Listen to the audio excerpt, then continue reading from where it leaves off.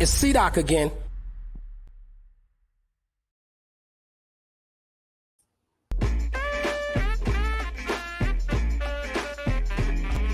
Well, Tuesday night, y'all. And it's C-Doc again. I'm your host, C-Doc. Follow me on Instagram at The Davey J Show. Which, by the way, I got to close Instagram. We're doing a show now.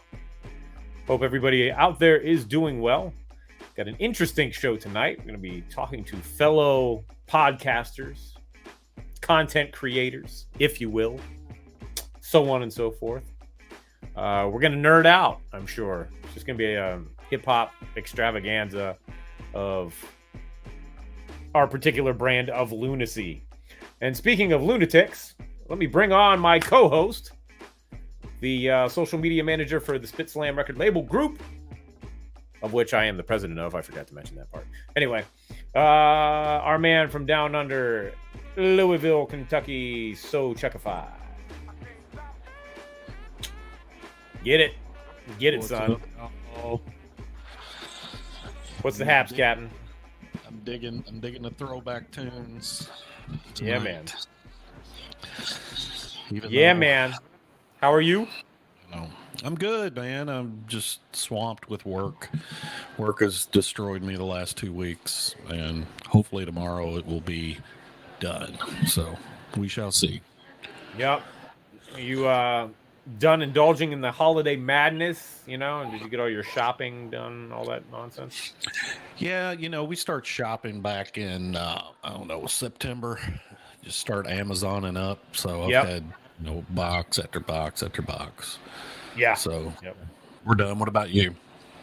Yeah, I think we're good. At this point, I've lost track. Mara's Santa Claus. She takes care of all that stuff. So God bless her.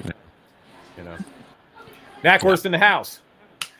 Speaking of Knackwurst on the west side, let's take it to the west side with our other co-host who got her start in legendary hip-hop radio, Our Lady from the heyday of K-Day, Jennifer O. Jenny. What up, what up, what up? What's up? Home girl. My wife, here we go. There it is. Ho, ho, ho. Yeah. Yeah, you're Santa. Santa Mara. Yeah. What's happening, everybody? How are you, Jennifer? How are you? I'm hanging in there. Doing the damn thing. I'm doing the damn thing, exactly. And so have you gotten your holiday shopping done? I'm not doing that. Excellent. Even better. I haven't even put up a tree. I've sworn off of it. I'm not doing it. Awesome. I wasn't going to put the tree up until Davey protested, right? Christmas Eve. No, well, he got home from school the other day when Mara and I weren't here, and he put up the tree himself. Oh. Yeah. All righty. Oh. Yeah. Yeah, I think there's some little kids that are probably going to be waiting for something from me, but I don't even know. Maybe this is the year that, they learn, fuck around and find out. I don't know. Oh, shit. Hey. Somebody really in the holiday. There it is. The holiday of up yours. Yep. Right? 3-year-olds and a 6-year-old. Who's gonna, They won't remember. Exactly. They won't remember. Exactly.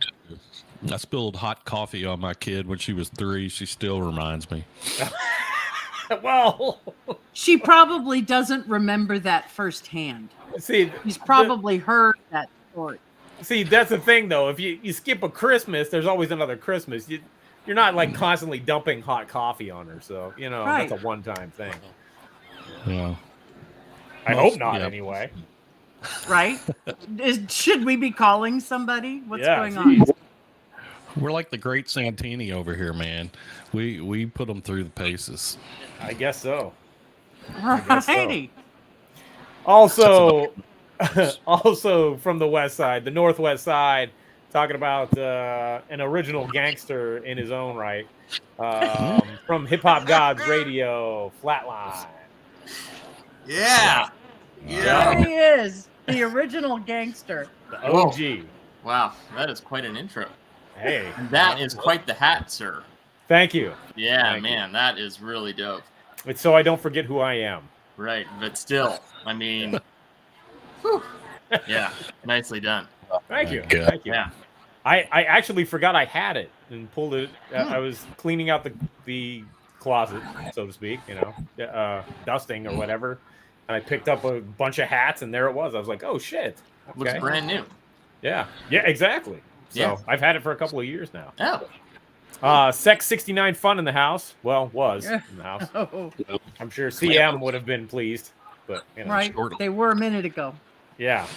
Mhm. So Now I wanted to mention real quick, because we haven't exactly figured out the format of this yet, but this week's Spit Slam Jam of the Week is Black Medine Out of Place remix featuring Granddaddy IU, who sadly passed away last week.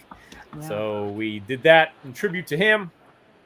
That was this week's Spit Slam Jam of the Week that you could hear on the Rap Station app, I think, and on the And You Don't Stop radio show hosted by Flatline's going.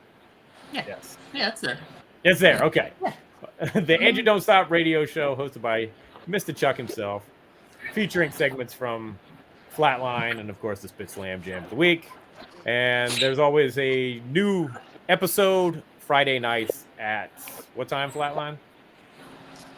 8 p.m. Eastern, 5 p.m. Pacific. Excellent. There it is. Yep. So check it out, and you can check it out on the app. And if you don't have the Rap Station app, go get it. Lots of great music. All right, so let's just get into this. Let's start talking the hip and the hop. Are we gonna discuss the? We will record at the behind end of the you? show. Okay. At the end of the show, I made up something special for that. So let's get into it. Let's keep the things. We're gonna stay positive right now. Exactly. Yeah. I don't know why I'm throwing up W's, but anyway. Well, real quick, since you are throwing up so many W's, Yeah. I know that you've torn through the Mount Westmore album. Yes, Just I wanted haven't listened to it yet. Yeah, He tore through it. He just didn't listen to it. Yeah. tore No, through it, alright. I haven't. I just haven't had the chance to check it out. But do you like it? My line? Do I like it? Anybody? Does anybody like it? I'm surprised by how good it is. It's not. I mean, to me, it's not great, but Mhm. it's pretty solid. Yeah, Yeah. it's pretty good. I was Yeah. surprised. Okay. I've been looking forward to checking it out. I just haven't had the chance yet. Yeah. Something My I kind of problem want to. Huge. I'm not a huge E40 fan. I just don't like his flow. Right. I know that's terrible to say. What, Jenny? You don't either? Yeah. I like E40. Do you? I mean, Yeah, I especially like it when it's like him and like a couple other people. For Yeah. him, for just one song is a lot. But when he's on there for a guest verse or whatever, I think it works. Yeah. Yeah. He does have a very distinct flow. So. Indeed. Hey, yeah, like Nakwar says, booty softer Who? than a king's E40? salami. Yes. Thank you, Knackwurst. I was listening to the album and that came on, and I sent it to my wife. I was like, dude, I've never heard a line like this in a rap song in my life. Leave it to E40. Oh, God, dude, it was fantastic. Fantastic stuff. Well, you know what? We'll ask our distinguished guests tonight what they think of the Mount Westmore album. Two gentlemen that have their own podcast, People's Distinctive Travels, that I enjoy quite a bit due to its conversational nature. And I've been following Ultra Mag, who's one of the hosts, on Instagram for a long while, and he is quite the story. And we're going to talk to his partner, Overlord of Fresh, because I know nothing about him, and we're going to find out tonight. And they're cracking themselves up. Yeah. So, ladies and gentlemen, from People's Distinctive Travels, Ultramag, and the Overlord of Fresh. What up? What up? What up? Yeah. What's up, What's y'all? happening? Going on. What's going on? How you guys doing? It's nice that you're in like the same place. Yeah. You know? Well, He did that on purpose. We tried to help you guys out. We didn't want to have too many cameras going on. Usually gotcha, we're across okay. the table from each other. Now we're getting up close and personal. Yeah, it was Right. It's tight up in here. Well, it's cold. It's cozy time. You know. Yeah, that East Coast cold. Yeah. We got Yeah. it. Wow. Yeah. Brutal. How you guys doing? Wonderful. Thanks for having us on. We Thank you so appreciate much. it. Yes, thank you very much. Thanks for being here. So the first question: what do you guys think of the Mount Westmore album? Because it's on everybody's mind. I think you should have heard us in the green room. I have not heard it. Fresh. I've been listening to too much Christmas music, so I can't say I've heard it yet. Yeah, Burl Ives. Sorry. I don't know. Great Burl Ives. Burl Ives. Sorry, there's an in joke there from my homies from way back with Burl Ives. So thank you for that. Yeah, no problem. Yeah. Real quick, is there anything? Knackworth wants to know: is Overlord of Fresh's name inspired by the great EST, the Act Nicholas one?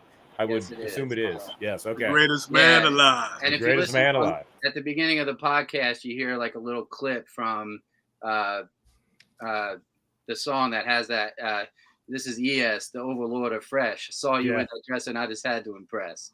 So you hear a little bit of that reference there. Yep.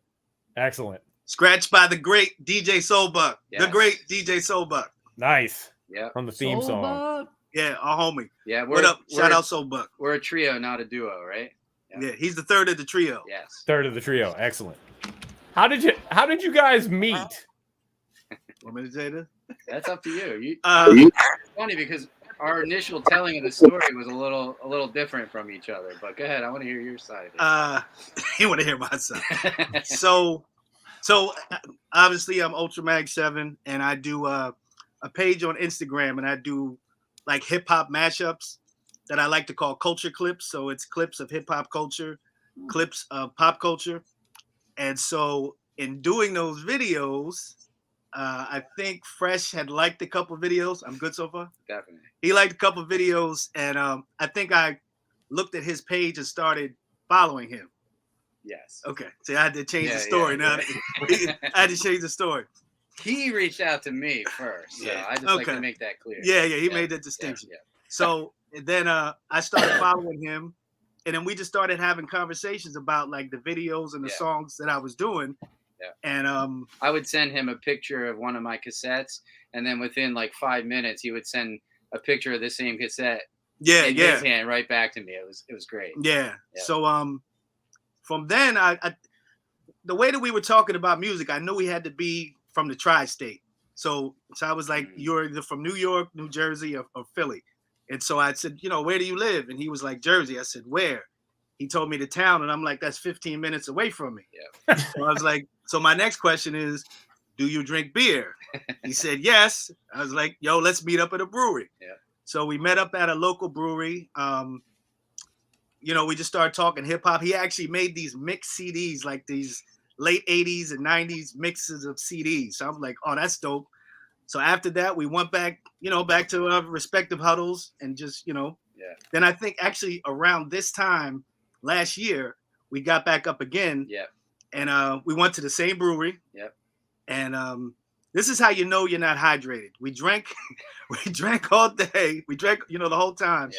He gets up to go to the bathroom like 4 or 5 times. I didn't get up to go to the bathroom. Not once, yeah. That's how you know you're not hydrated. Yeah. But one of the times he got up to go to the bathroom, I was like, I'm gonna ask him, does he want to do a podcast? Because we, just our conversations, it was so good. Well, let me. Go ahead, my bad. I'm going to diverge a little bit there. So I believe what happened. The first part was true. That I think it actually was more like 6 or 7 times to your 0 times. But I believe I said something like, "Yo, do you think it would be any value to us recording some of our conversations?" So I didn't say podcast, but then you were like, I don't thinking about- remember that part. Oh, okay. It's all my idea. Hey, It's maybe- my It's all the, idea. it's all the beer, you know. But You got a lot of beer in you, so. yeah, a lot of beer. But that's basically how it happened. Then it was Yeah. just like, want to do a podcast? It's like, yeah. And then neither one of us had done one, so we had to figure it out. Well, yeah, I think you figured out pretty well. I love the just very casual conversational nature of it. Thank I mean, you. do you guys go in with a plan, or is it just kind of like, you know what, we're just gonna start here and see where it goes? We sort of have a very like kind of loose blueprint. You know, we have some ideas for, you know, we might have, if it's just the two of us, we may have a little theme or something in our minds, and we may, you know, before we start, we may talk out a few points, and then, but we try not to script it too much, you know, because we want it to feel like a live conversation. If we're including a third person like we did on our last two episodes, then you know, we sort of have a rough blueprint of the kinds of information we want to, you know, our guests to be sharing with us. So you know, so we kind of bring that, but also not, again, we don't try to overdo it. If the person is sort of, you know, doing their own thing, we try to give them a little space to do their own thing too. Right, So, right. you know, I think, you know, for me, I try to think of it more, you know, there's an organic quality to it, but it's not completely random. There's some structure to it. Yeah. Right. Okay. Gotcha. And I think we actually set up the first 4 episodes where we wanted to introduce ourselves and who we were. Right. So we didn't have, you know, a guest on till episode 5 and 6. So we wanted you to understand who Ultramax 7 was Right. and who Overlord of Fresh was. So, Yeah, kind of tell our so, story. yeah. Yeah. Yep, exactly. And also kind of lay out some of the questions, like we sort of gave those questions that we think of for our guests with each other and kind of shared that same kind of information. Right. gotcha. And who was that guest in those 2 episodes? The big 2-parter. Mr. Sugar Bear, the powerful power lord. Yeah. My that's brother. right. Right. Yeah. Sugar, what up to Sugar Bear? Yeah, what's Yeah. up? What up to my man Sugar Bear? Yeah. And Yep. he when he first arrived, first thing he said to me was, "Yo, they messed my name up at one point and said I was the powerful Overlord." So he wanted to make that connection with me. Yeah. I was like, "That's cool." Yep. The powerful power lord himself. And now he's giving me my first nickname. Actually, now I'm known as Ove. Yeah, So now at my house, I can go around and people are calling me Ove. You know, all because of him. he's got me calling him Over. And I'm like, Yeah. I always call him Fresh. And he's Yeah, like, Fresh. but when yeah. I get around Sugar Bear, I'm like, Ove. I'm like, this guy's name is Fresh. I know Ove. Well, I gotta thank you guys for getting Sugar Bear on our show. So thank you for that, because you were instrumental in that happening. Listen, thanks for having him Yeah, on. You yeah, know, we're so happy about we that. were big fans, and actually he was the first guest that we wanted on. And we had some potential other guests, but I felt like I promised him, and I really wanted to get him on. And it's actually weird. Like, I saw him this summer at a brewery, and I didn't even know he was going to be there. And this is when I was trying to figure out, you know, making sure if I could get him. And I just looked up and I saw him. I ran up on him like, "Yo, you know who I am?" He's like, "No, I don't know who you are." I'm like, "Ultramax 7. He's like, "Oh, what's up, man?" So it was just weird how it all came together. I appreciate your guys' deep knowledge. It's not surface level. You know, this is not surface level stuff. You're not like, "Oh, our first guest is gonna be," you know, it's got to be like, you know, we're gonna get Jay-Z, or we're gonna get, you know, We wish. Well, I was Yeah, gonna right, say, I don't know right. if that's the only reason we didn't get Jay-Z. right? No, but like, you know, Sugar Bear's is super dope, but he's a deep cut. He's one of those Yeah. deep cut guys that needs a little more exposure, and I appreciate that. I appreciate the fact that you were like, you know what, the first guest on our podcast is going to be Sugar Bear. Well, yeah, I mean, it's almost like these are stories that we had never heard, or I don't remember ever seeing a Sugar Bear interview or seeing anything. So I was like, well, what happened to this guy? Where is he at? What happened? And that really intrigued us. So, that's where that comes from. And that's why, I mean, we do the podcast, because when these conversations that we're having, we're talking about deep cuts for like hours. So Yeah. it's like, you know, that's like we had to do the podcast just because we talk hip hop like that. What shit, I had a question and I just totally lost it. Damn it. Happens to me all the time. Oh, totally. Oh man. No, it was something along those I'm sorry. It was something along those lines. What do you guys have coming up as far as, do you have more guests? Are you going to go back to just the two of you for a couple of episodes? What's the podcast looking like? You want to answer? Yeah, I'll answer. Go Yeah. ahead. So, do you want me to say specific names? Oh, you can. Yeah. So, It's entirely up to you if you want to keep it secret in the bag.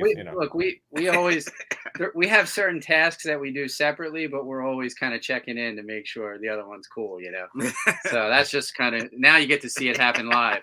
Like I said, normally we're across the table, but now it's like a little more awkward. Where I'm like, is that okay? Yo. So so we have a few guests that we're somewhat lined up with at this point. One of them is El Gaunt, who put out a new album recently, and we're trying to set that up. We have a location and a rough time of when we're going to meet with him. And another artist that we feel pretty secure about meeting with is King of Chill from First Priority Music Family Alliance. Nice. Yep. So we're excited about that one. And then, we probably once in a while, we always kind of had the idea that we may once in a while have an episode where it's just the two of us again, depending, if we have a topic that seems to warrant that approach, but, and we have a few other ideas of people that we're, kind of reaching out to and trying to set up some interviews for down the road. So I see a couple people in the panel over here that need to be on the show. Exactly. Yeah. Oh, there you go. Who's hiding? Who's that young lady that's hiding? Yeah. I don't know what you're talking about. I can't wait. I can't wait for that episode. Yeah. Can't wait for that one. We're gonna have the censor button. We boop, boop, boop, boop. Yeah. Why? I'm not still talking about fuck around and find out Christmas. See, there you go. There you go. There goes the censor button. Boop, boop. And yet you are. We're a family show. Yeah, we're a family show. Exactly. We're a family and yet podcast. I am. How often do you guys record the show? More than we probably release. Very, very infrequently. No, we have a lot of cutting room floor or stuff stashed that we may put out at some point. I mean, Fresh will come up with an idea, or I'll have an idea, and we'll sit down and record it. And this is just when it's just us two, as opposed to having an interview. Yeah.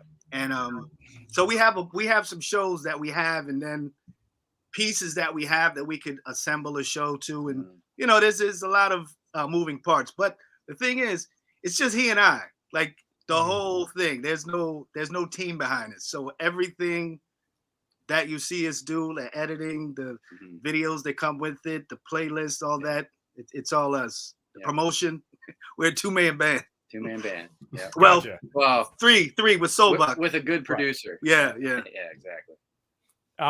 Okay, so whose idea was it to drop in little song bits that kind of refer to who the guest? I noticed the guest will say something, or one of you guys will say something, and then you'll drop in like a little, especially the Sugar Bear. There was so much PE, like little bits dropped in and stuff like that. Who came up with the idea for that?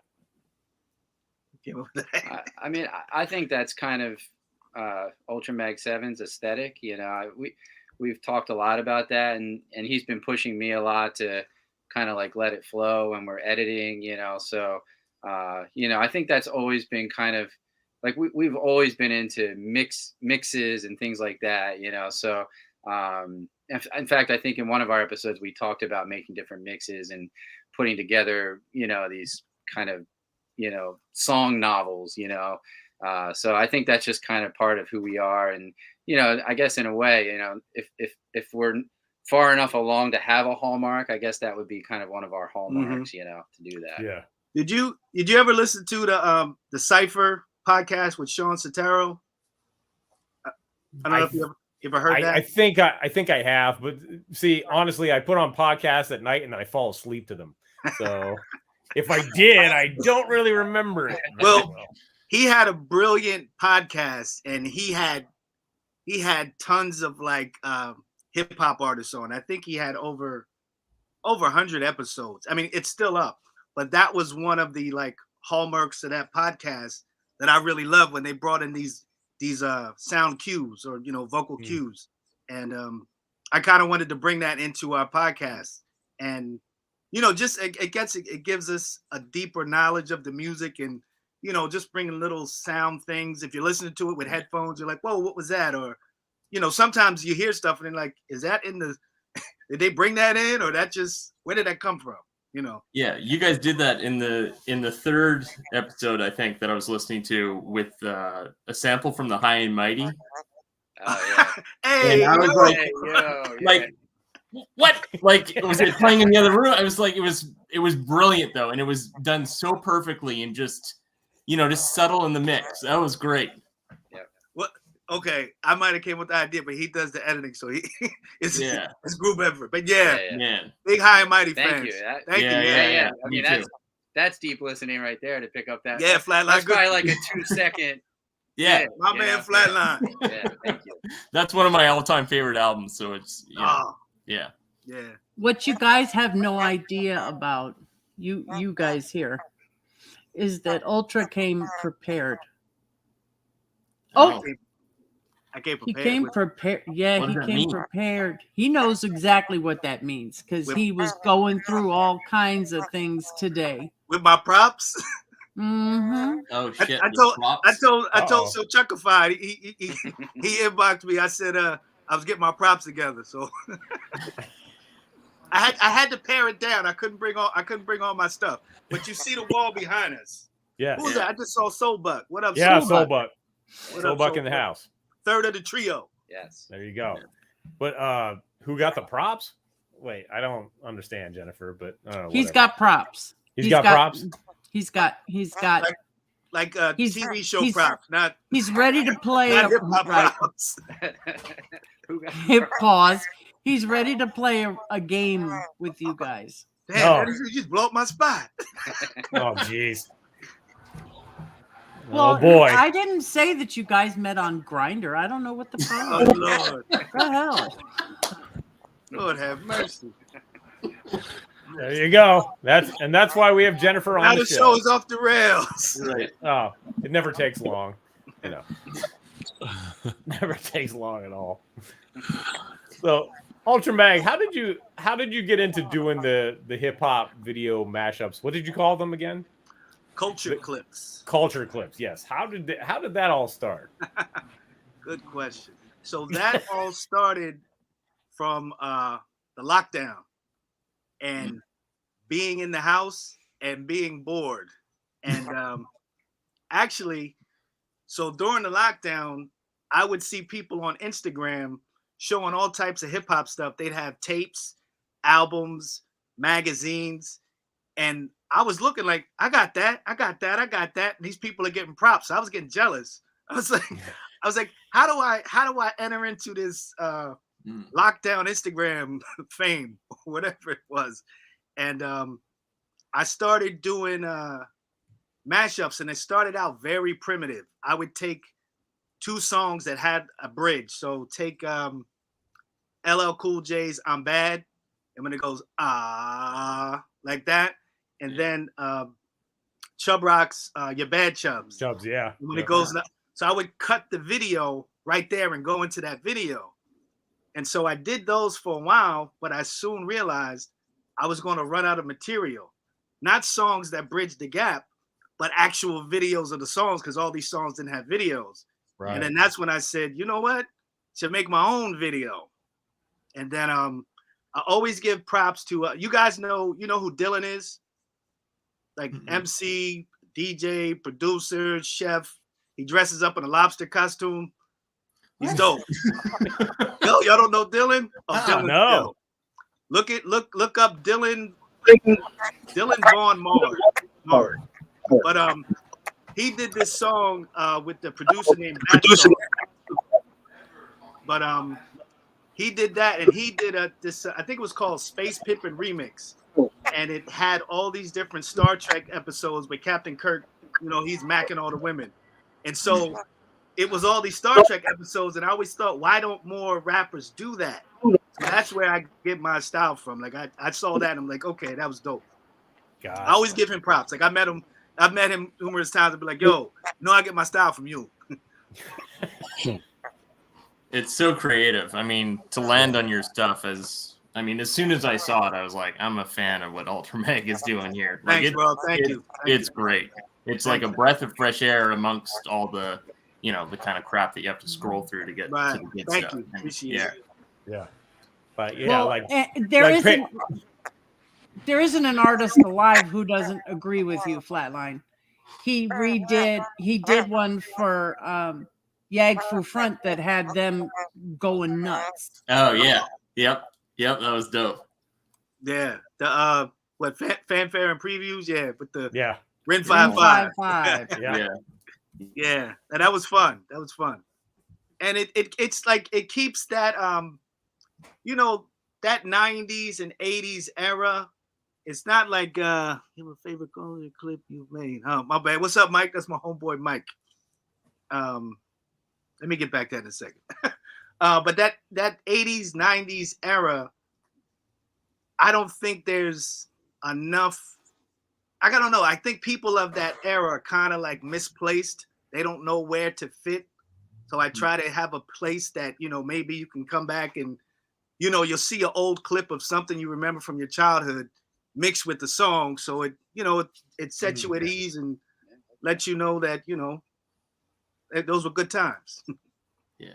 Gotcha. Yeah. It's deep. I didn't, you never explained it quite that way to me, but I love that. You know what's so funny? A friend of mine, Melissa, she told me that during the pandemic, because everything, it was how the uncertainty going on. And she told me that, it harkened back, I guess, to a simpler time. I never even thought of that. I was just like, it's just stuff I remember from my childhood, but that's what she told me. And I'm like, all right, I'll roll with that. Yeah. That's good. So yes, do you have a favorite culture clip you've made? I always, you know what? I just reposted it the other day. It's a MF Doom song. It's My Favorite Ladies. Mm-hmm. And it goes, it's a longer clip, but I cut it. But it's all black and white. And I don't know if you know that song, My Favorite Ladies. Doom is actually talking about different drugs. Yes. But every name, like when he says Mary, he's talking about marijuana, but I use Mary Tyler Moore. And then he talks about my genie in a bottle, so I used I Dream of Jeannie. He talks about a woman named Evie, so I use Ava Gardner. You know what I mean? Like so. Yeah. Ava Gardner. No, what's the? Wait, who are the women on Green Acres? Is that Ava Gardner? No, that's What are the two? Oh, Gabor, Ava Gabor. I say Ava Gardner. Ava Gabor. Yeah. I think was it Ava on that show or was it? Yeah, Ava was on that show and then Jaja was her sister. Yeah. Jaja was beating up people with the pocketbook. Yes, exactly. Wow. Yeah, that's a throwback. Yes, which reminds me, I gotta thank you, Knackwurst. I gotta send you that remix. I gotta find the remix that I did. Oh yeah, you said about that. Yeah, I remember seeing it. Comment on there. You put that. I want to hear that. Yeah. The bootleg. I'm a big remix. Doom. I'm a big Doom fan.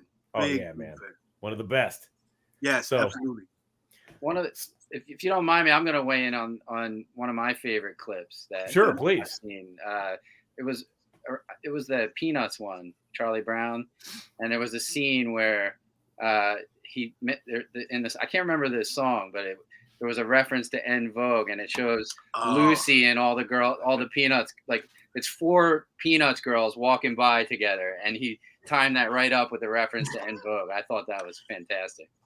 That was, I think, it's Third Base, 3 Strikes to 5,000. Okay. Oh, man, Back to the Lab. Yeah, he likes that clip. What up to him and all the commission, my commission hip hop people. What's up? Well, I gotta call you Fresh because Ove is just weird. But so Fresh. That's what I know, say. I'm still getting used to it. So. Ove is Yeah, I weird to know. me. It's fresh. It's fresh. We'll leave that to Sugar Bear. But Yeah, Yeah, it only sounds right coming out of his mouth. That is true. yeah.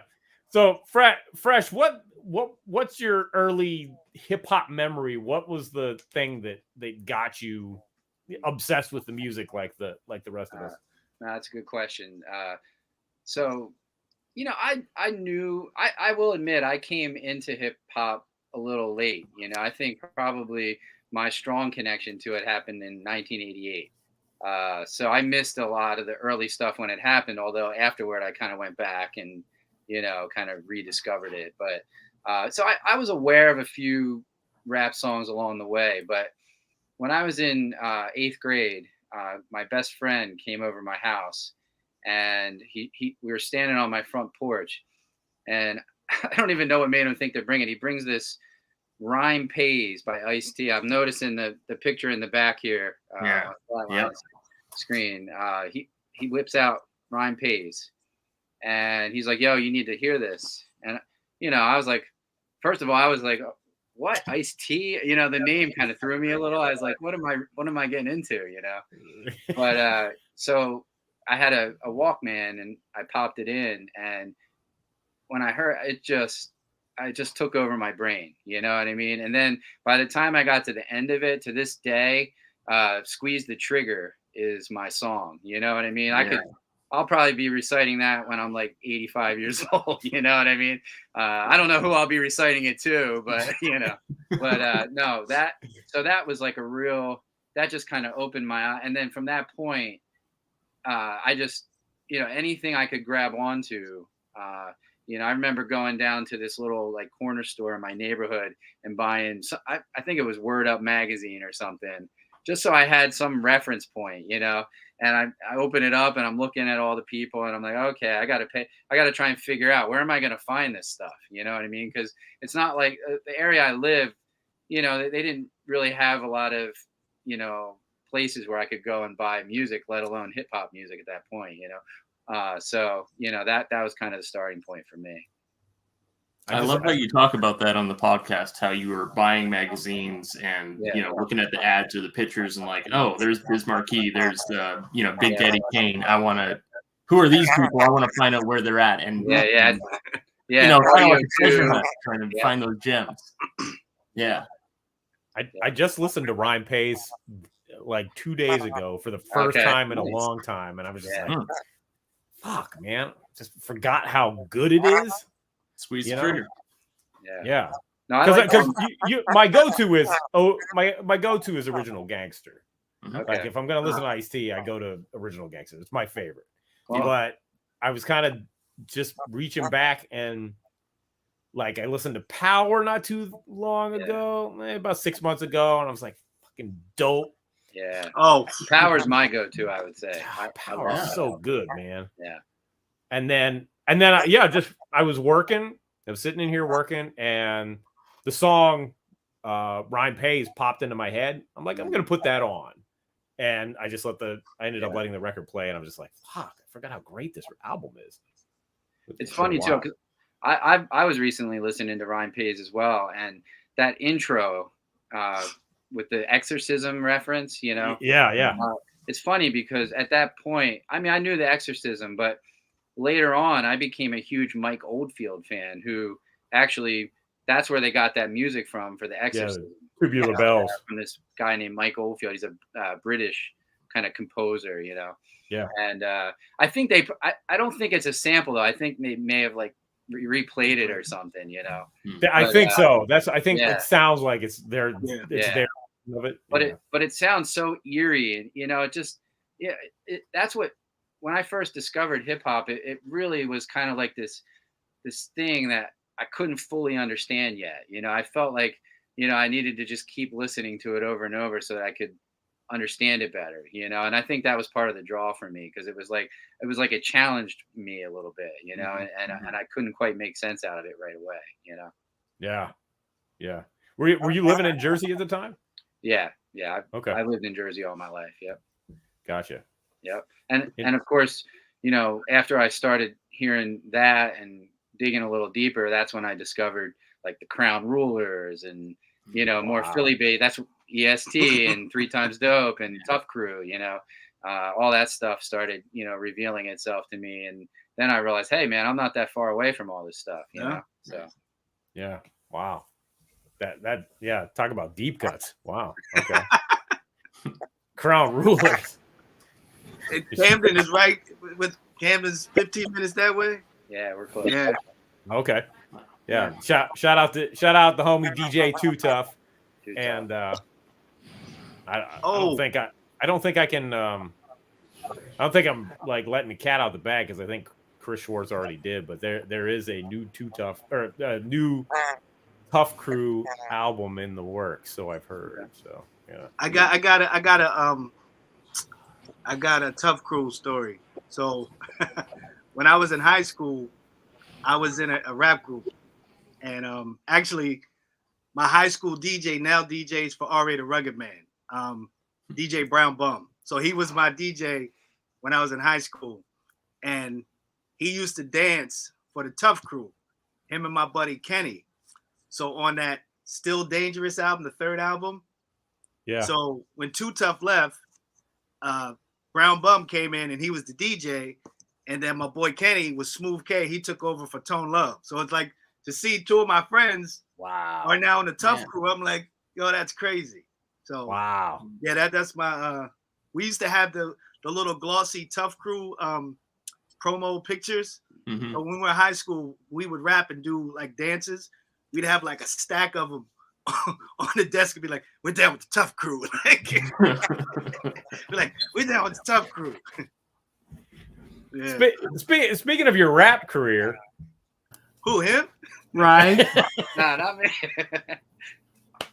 Speaking of your rap career, you were the hype man for a certain independent artist, you know, that made a bit of a splash. Yeah. Yeah, so I used to be the hype man and MC with one Princess Superstar, one Miss Conchetta Kirchner. Yeah. So how do I break this down? So she had this album called Last of the 20th Greatest Century Composers. Conchetta, I'm sorry if I'm butchering the album, but I think I saw the ad for the album in a magazine. I think it might have been Herb magazine or something like that. And so this is pre-cell phone. So I had a wallet and I would write down all these lists of albums that I wanted to get. And so I was in Philly on South Street. They had a big Tower Records. And so I went in and I saw the album. So I'm like, okay, I'm going to get it. And when I looked at the titles of the song, she had a song called Kool Keith's Ass. Now, listen, I'm a heterosexual male, but just the fact that she knew Kool Keith and like knew him, I was like, okay, because Kool Keith is my favorite, Ultra Mag 7. So Kool Keith is my favorite rapper. So I was like, I definitely got to get this now. So I took it, a homeboy, Big Jim Slade, what up, Slade? We took it back to his crib and we listened to it. And we were like, yo, this is cool. This is good. So he and I were working on demos. He did the beats and I would rhyme. So we sent our demo to her and we were trying to see, because she had her own label. We're like, let's see if, she could sign us or put a record out. So when he sent the package to her, she sent it back saying, thank you. I love the stuff. But she was like, her label was a vehicle to get her off the ground. She wasn't really looking to sign acts. So, but she was like, if you got some beats, I'm looking for beats for my new album. So my man Slade sent her some beats. She liked a couple of beats and she wanted to track the song. So when he went up to track the song, we went up to New York to track the song. I'm like, I'm going with you, because she did this song with Paul Barman that I thought was great, like MTV Get Off the Air Part 2. Part 2, yeah. Yeah. So I was like, I want to do something like that with her. I love that song. So I went up there to meet her, and while I was we were in the studio, she asked me to do the hook on one of her songs. So I did the hook on one of her songs, and she and I just became fast friends. So it's like weird. We both got placement on the album, and then she and I just started hanging out, and she, you know, we go to shows and hang out. She called me up and like, yo, check out these rhymes I wrote for this song, or this is the beat I'm going to use on this and all that. And then when she was finished with the album, she had High and Mighty on it, J-Zone, Bahamadia, Kool Keith. So, you know, you can't take all these people on tour with you. So she was like, you want to be my hype man and do their parts? And I said, hell yes. so you know, we did like a showcase in Germany for her label K7. And that was cool. We did that. And then we came back and we were actually rehearsing in New York on September 10th. So we obviously know what happened September 11th. So luckily for me, I got out of there. I went back to Jersey, you know, but I say that to say the tour that we were going to go on, a European tour, was a month later, like in October. So we go over to do this European tour and half the shows got canceled. So let's just say I was supposed to make this much money. I made this much money. So when I got back, I told her, I said, I got to quit. I can't do this. So somebody else took my spot. Don't you know the album starts going like this? She had a top 20 hit with the song Bad Babysitter with High and Mighty. Yep. So I'm happy for my friend. I'm like, yeah, but I'm like, So just then, she came back off one of the tours and she was like, yeah, the guy that we replaced you with, we don't like too much. You want to come back? I was like, hell yeah. So came back to the group. The song is still going bonkers. We did like Top of the Pops. We did Reading and Leeds Festival. What's the festival out in Indio? In California, what's the big festival out there in the desert? Coachella. We did Coachella. Wow. We performed with like David Bowie, No Doubt. Like the song was huge. Wow. The song was like top 20 in the UK. Like it was on the charts. So yeah, talk about, you know, buses, planes, crazy stuff. It was fun while it lasted. Wow. Yeah. Did you ever want to pull a too big MC and go solo? You know. No, you know what? That was kind of what was supposed to happen. But as the album winded down, I mean, you know, things are winding down. Sure. I was turning a certain age, and I was like, I don't know if I want to start this up again. I'm like, and then I saw it at this level, and I'm like, yeah, I'm going to have to go from this back to being in the back of a van, and I said, nah, I'm done. But it was fun. It was fun. Yeah, that's crazy. I when we talked earlier, you know, a couple weeks back, I had no idea. That was kind of amazing. I keep, you know, to me, it was long ago. But you know, I mean, it's part of my history, and you know, shout out Conchetta, my boy Alex, Walter. Those are all the, you know, people in the group that was, you know, when we were together. It was a great time. I met a lot of people. I got a lot of stamps on my passport. I traveled to a lot of places, and it was great times. Great times. Yeah, that's cool. Is she still doing music? Yeah, she yes. I know she was. Is she? Yeah. She released a video the other day. It's like she's in Costco. Yeah. It's like crazy. But that's great. So her. That's so her. She's always that tongue in cheek. Like I love Conchetta. She's awesome. Like our shows used to be like that. It was so we used to have dance steps and choreography. You know, it was a fun show, man. We used to have a great show. I bet. Look, you see me, I'm still doing the dance step. I was gonna say, we had oh, let me tell you this. Oh my God. One of the shows, we had a part of the song she did with Kool Keith. The chorus was, I got my shorts on, and I'm taking them off. So I would always have like these boxers on and then just pull down my pants. So I think you'll see where I'm going with this. We were doing a show in San Francisco, and I took down my pants, and there was a lot of gentlemen screaming, going, ah! When I pulled them back up, when I pulled them back up to continue the show, they were booing, like, boo! I was like, what the hell? They wanted me to keep my pants down. I'm like, nah, bro. That ain't happening. I was kind of hoping that you were going to say that you wore multiple pairs of shorts and then you just kept taking shorts off. Oh, no. It was, I don't know. but that works too. So, oh man, that's funny. So Yeah. Chuckified, did you have any questions? I've like totally Yeah, Chuck, come on, Chuck. What you got for housing me? the show. Well, I'm going to pull an even deeper cut. This is from Oh, episode 1 of your podcast. This has nothing to do with music. I heard that you all were both avid skateboarders, or one of you were. Tell us a little bit about that, because I got some old decks myself. Oh, skateboarders. Skateboarders. You want to go first? Actually, that's related to one of the ways we connected when we first started communicating on Instagram, because he posted a video of someone. The footage was of someone skating, and he posted that, and I was like, "Oh, were you into skating?" And he's like, "Yeah." I was like, "Oh, I went and bought. They redid my skateboard I had when I was in high school." And I sent him a picture, and then same thing as the what was it? Which tape was it? The First Priority music tape. Yeah. As soon as I sent him that, about 5 minutes later, I get a photo of his skateboard that he has from when he was skating. So I could show it to you. I have it right here actually. Yeah, Chuck. I used to skate every day from like in my teenage years. I still have a board. What is that, cab? Yeah. Oh, he still got a cab. Wow. Yeah. Oh my God.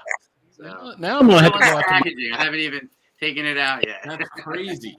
So the one I had was actually silver. So I got the blue one, the remake. Yeah.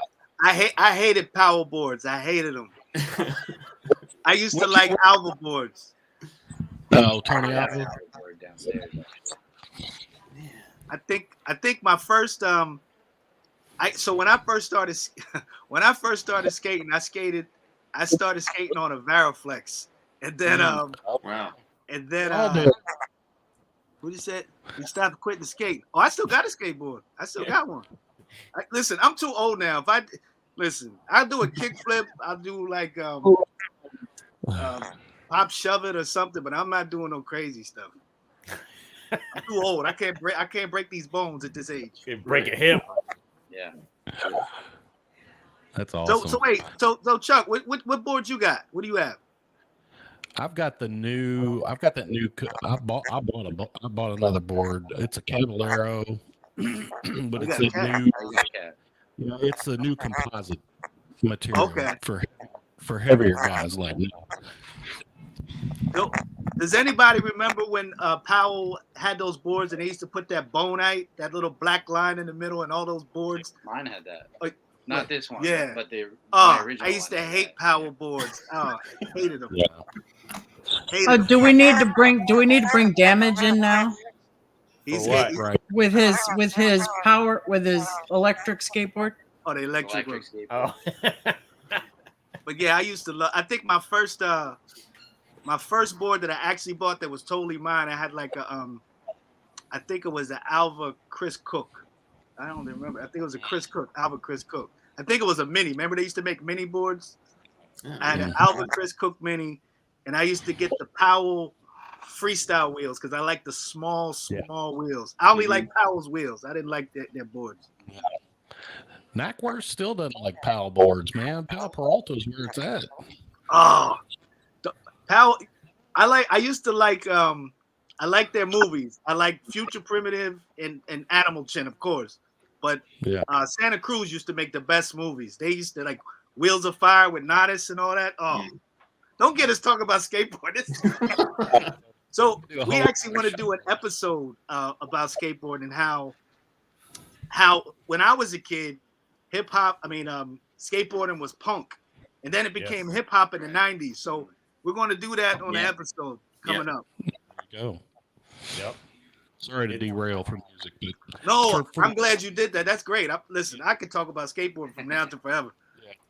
I mean, for me, that's how I learned a lot of the older hip hop music. So we used to go outside with Run DMC's King of Rock and just ride ramps all day long, just all day. Right. So, you know, we weren't listening to punk, we were listening to hip hop. Yeah, it was weird. Like when I was a kid, like all the kids I was skating with, and I mean, obviously it wasn't. I think I was the only black kid that was skateboarding back then in my town. So, you know, a lot of the music, it was like the Misfits, like JFA, and like all these punk groups, like, you know, like hardcore punk, like Gnostic Front and Circle Jerks. And, yeah. 7 Seconds. Yeah.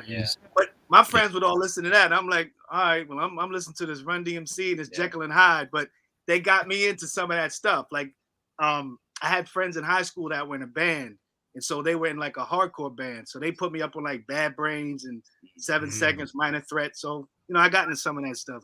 I will say I have a distinct memory of skating to Audio 2 for some reason. So I kind of went a little different direction than the people that I knew in my town. What? Needless to say, I pretty much skated alone most of the time. I was with a pack of wolves. The lone skater. The lone skater skating the I Like Cherries. Right. I like cherry. Yeah, exactly. Yep. Oh man. I always bother my kids with that song. Well, Rocco likes it. Davey does not. And Davey's like, hey, we're gonna do because they're doing holiday shit at school this week, and he's like, we're gonna do karaoke in music class. What should I do? I'm like, oh, you should totally do I Like Cherries because cherries taste better. He's like, no. I just My kept cousin singing it. Dwayne loves that song. He loves that song. I Like Cherries. I mean, I like it too, but he used to sing that song all the time when we were kids. It's such a ridiculous song. Daddy-O and Delight, their Yep. favorite song, Audio 2. Yeah. Ah, There we Mr. Chuck in the house. Right now. Hey there. There he is. Chuck D. Hard Salute, sir. rhymer. Salute. I was gonna ask, what is for each of you guys, what's an album, like a serious deep cut album that you love that doesn't get enough props in your opinion? This one right here. Which one? First one. No, that one. You don't think they got it? You don't think that's a deep cut? Am I pulling out my props? Yeah, I was gonna say the door's been flung wide open. An album that doesn't get enough props. Damn. I know. I'm just gonna go. I don't know if it doesn't get enough props, but this is Oh yeah. Okay, yeah, no. Yeah. That's a good call. That's a good y'all, call. y'all know what that is? I was listening to that like Yep. 2 weeks ago, I think. Okay. Yeah, I went down a Grand Poobah like rabbit hole. Yeah. So that album was their song Dynamite was big in Philly. So we grew up listening to Philly radio. So Dynamite was a big one. Lord salutes. Oh yeah. Oh yeah. Yeah. You heard about Ja Well. Yeah, Chuck. Yeah. Yeah, blessings, man. That's crazy. Yeah. Crazy. Yeah. You got one? Deep cut. Well, I don't know if you can. It's hard because everyone's sense of what a deep cut is maybe a little different. A little bit different. Yeah, sure. But if I was gonna, I mean, I would agree with that one. I would say, you're saying album, not song, right? Well, I like to. I mean, if you got a song, I'm but I more album. I would go "Pure Poverty" by Poor Righteous Teachers. Okay. You set me up. Too. That album to me, when I first heard it, it took me a little bit, but once I got it, it just that one is really really high up for me. Interesting. So I don't know. I would consider that a deep cut because a lot of people I hang out with, who are even into hip hop might not know about that, but right. to him, it's not a deep cut, Right. But you set me up lovely. So, speaking of, so you talk about people who don't get mentioned enough. Yeah. The producer of Pure Poverty, Tony D. Tony D. So I always got to have the New Jersey representation. Yep. So Tony D was a brilliant beat maker. Yes. And I think his moniker, they called him the master of the moaning beats. So all the stuff he did for YZ and Poor Righteous Teachers. Who else we got? Jennifer, what are you holding up? What she got? Oh, yeah. All the Boulevard Mossy, all those groups from like the Trenton, Jersey area. And I think Tony D just didn't get enough props. He was brilliant. He was, obviously he passed away sadly, but he was great. He had some beats. Yeah. Shout out to Tony D. Yeah. Somebody, one of those producers that just doesn't get enough credit. Yeah. I think it's obviously he passed away early, and I think I think the Jersey thing had a little bit to deal with it, but he was great. Yeah. Yep. Very cool. I had to go out to the garage just to. Oh my God! Oh, nice. Yeah. Okay. Yeah. Wait, we'll bring it up. There you go. There we go. Show it off, Chuck. Oh. Yeah, that's dope. Wow. I actually have some scratches here where I actually did some tricks. Okay, doing a couple board slides with you. something like that. So can I ask you a question, the panel? Yes. So now we're on to the nerddom. Does anybody have this album? No. But somebody was talking to me about that not too long ago, and I can't remember who that was. I don't think I've ever seen it. Do you know who that is in the middle with the fez? Holy cow. Who is that? I don't know. I'm not sure. It looks He like had he was in a two-man group and had a big hit in the 90s. What year is that album from? This album is 89. So this was the LA Posse produced this. Oh, okay. Maybe Jennifer knows some of those people. I don't know who you're talking about. Okay. Never heard of them. Okay. You don't know Muffler, you don't know none of them dudes? You don't know Bobcat, you don't know none of them? No, I don't. I sure don't. Okay. Don't know who you're talking about. Okay.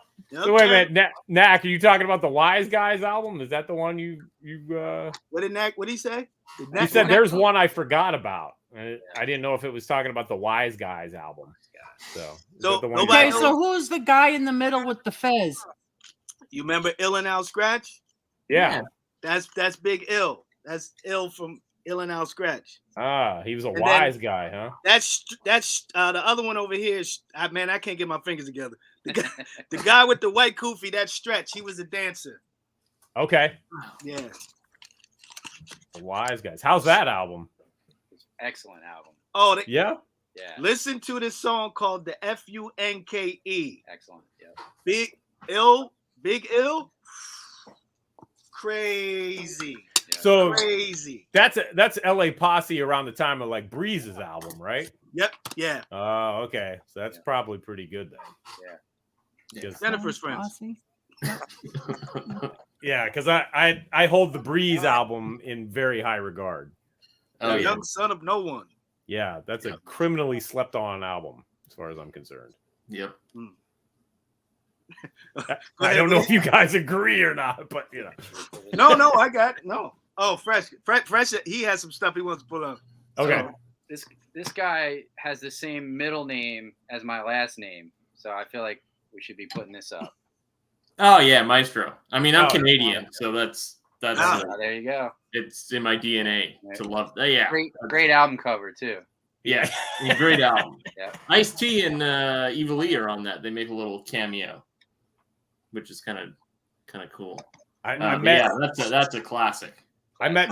Who? I met Maestro in in France of all places back in 2006. Yeah, Midem. Yeah, he was there.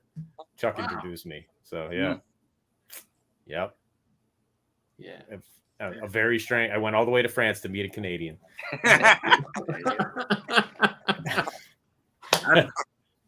I went all the way to Germany to meet a guy from Philly. Well, there you go.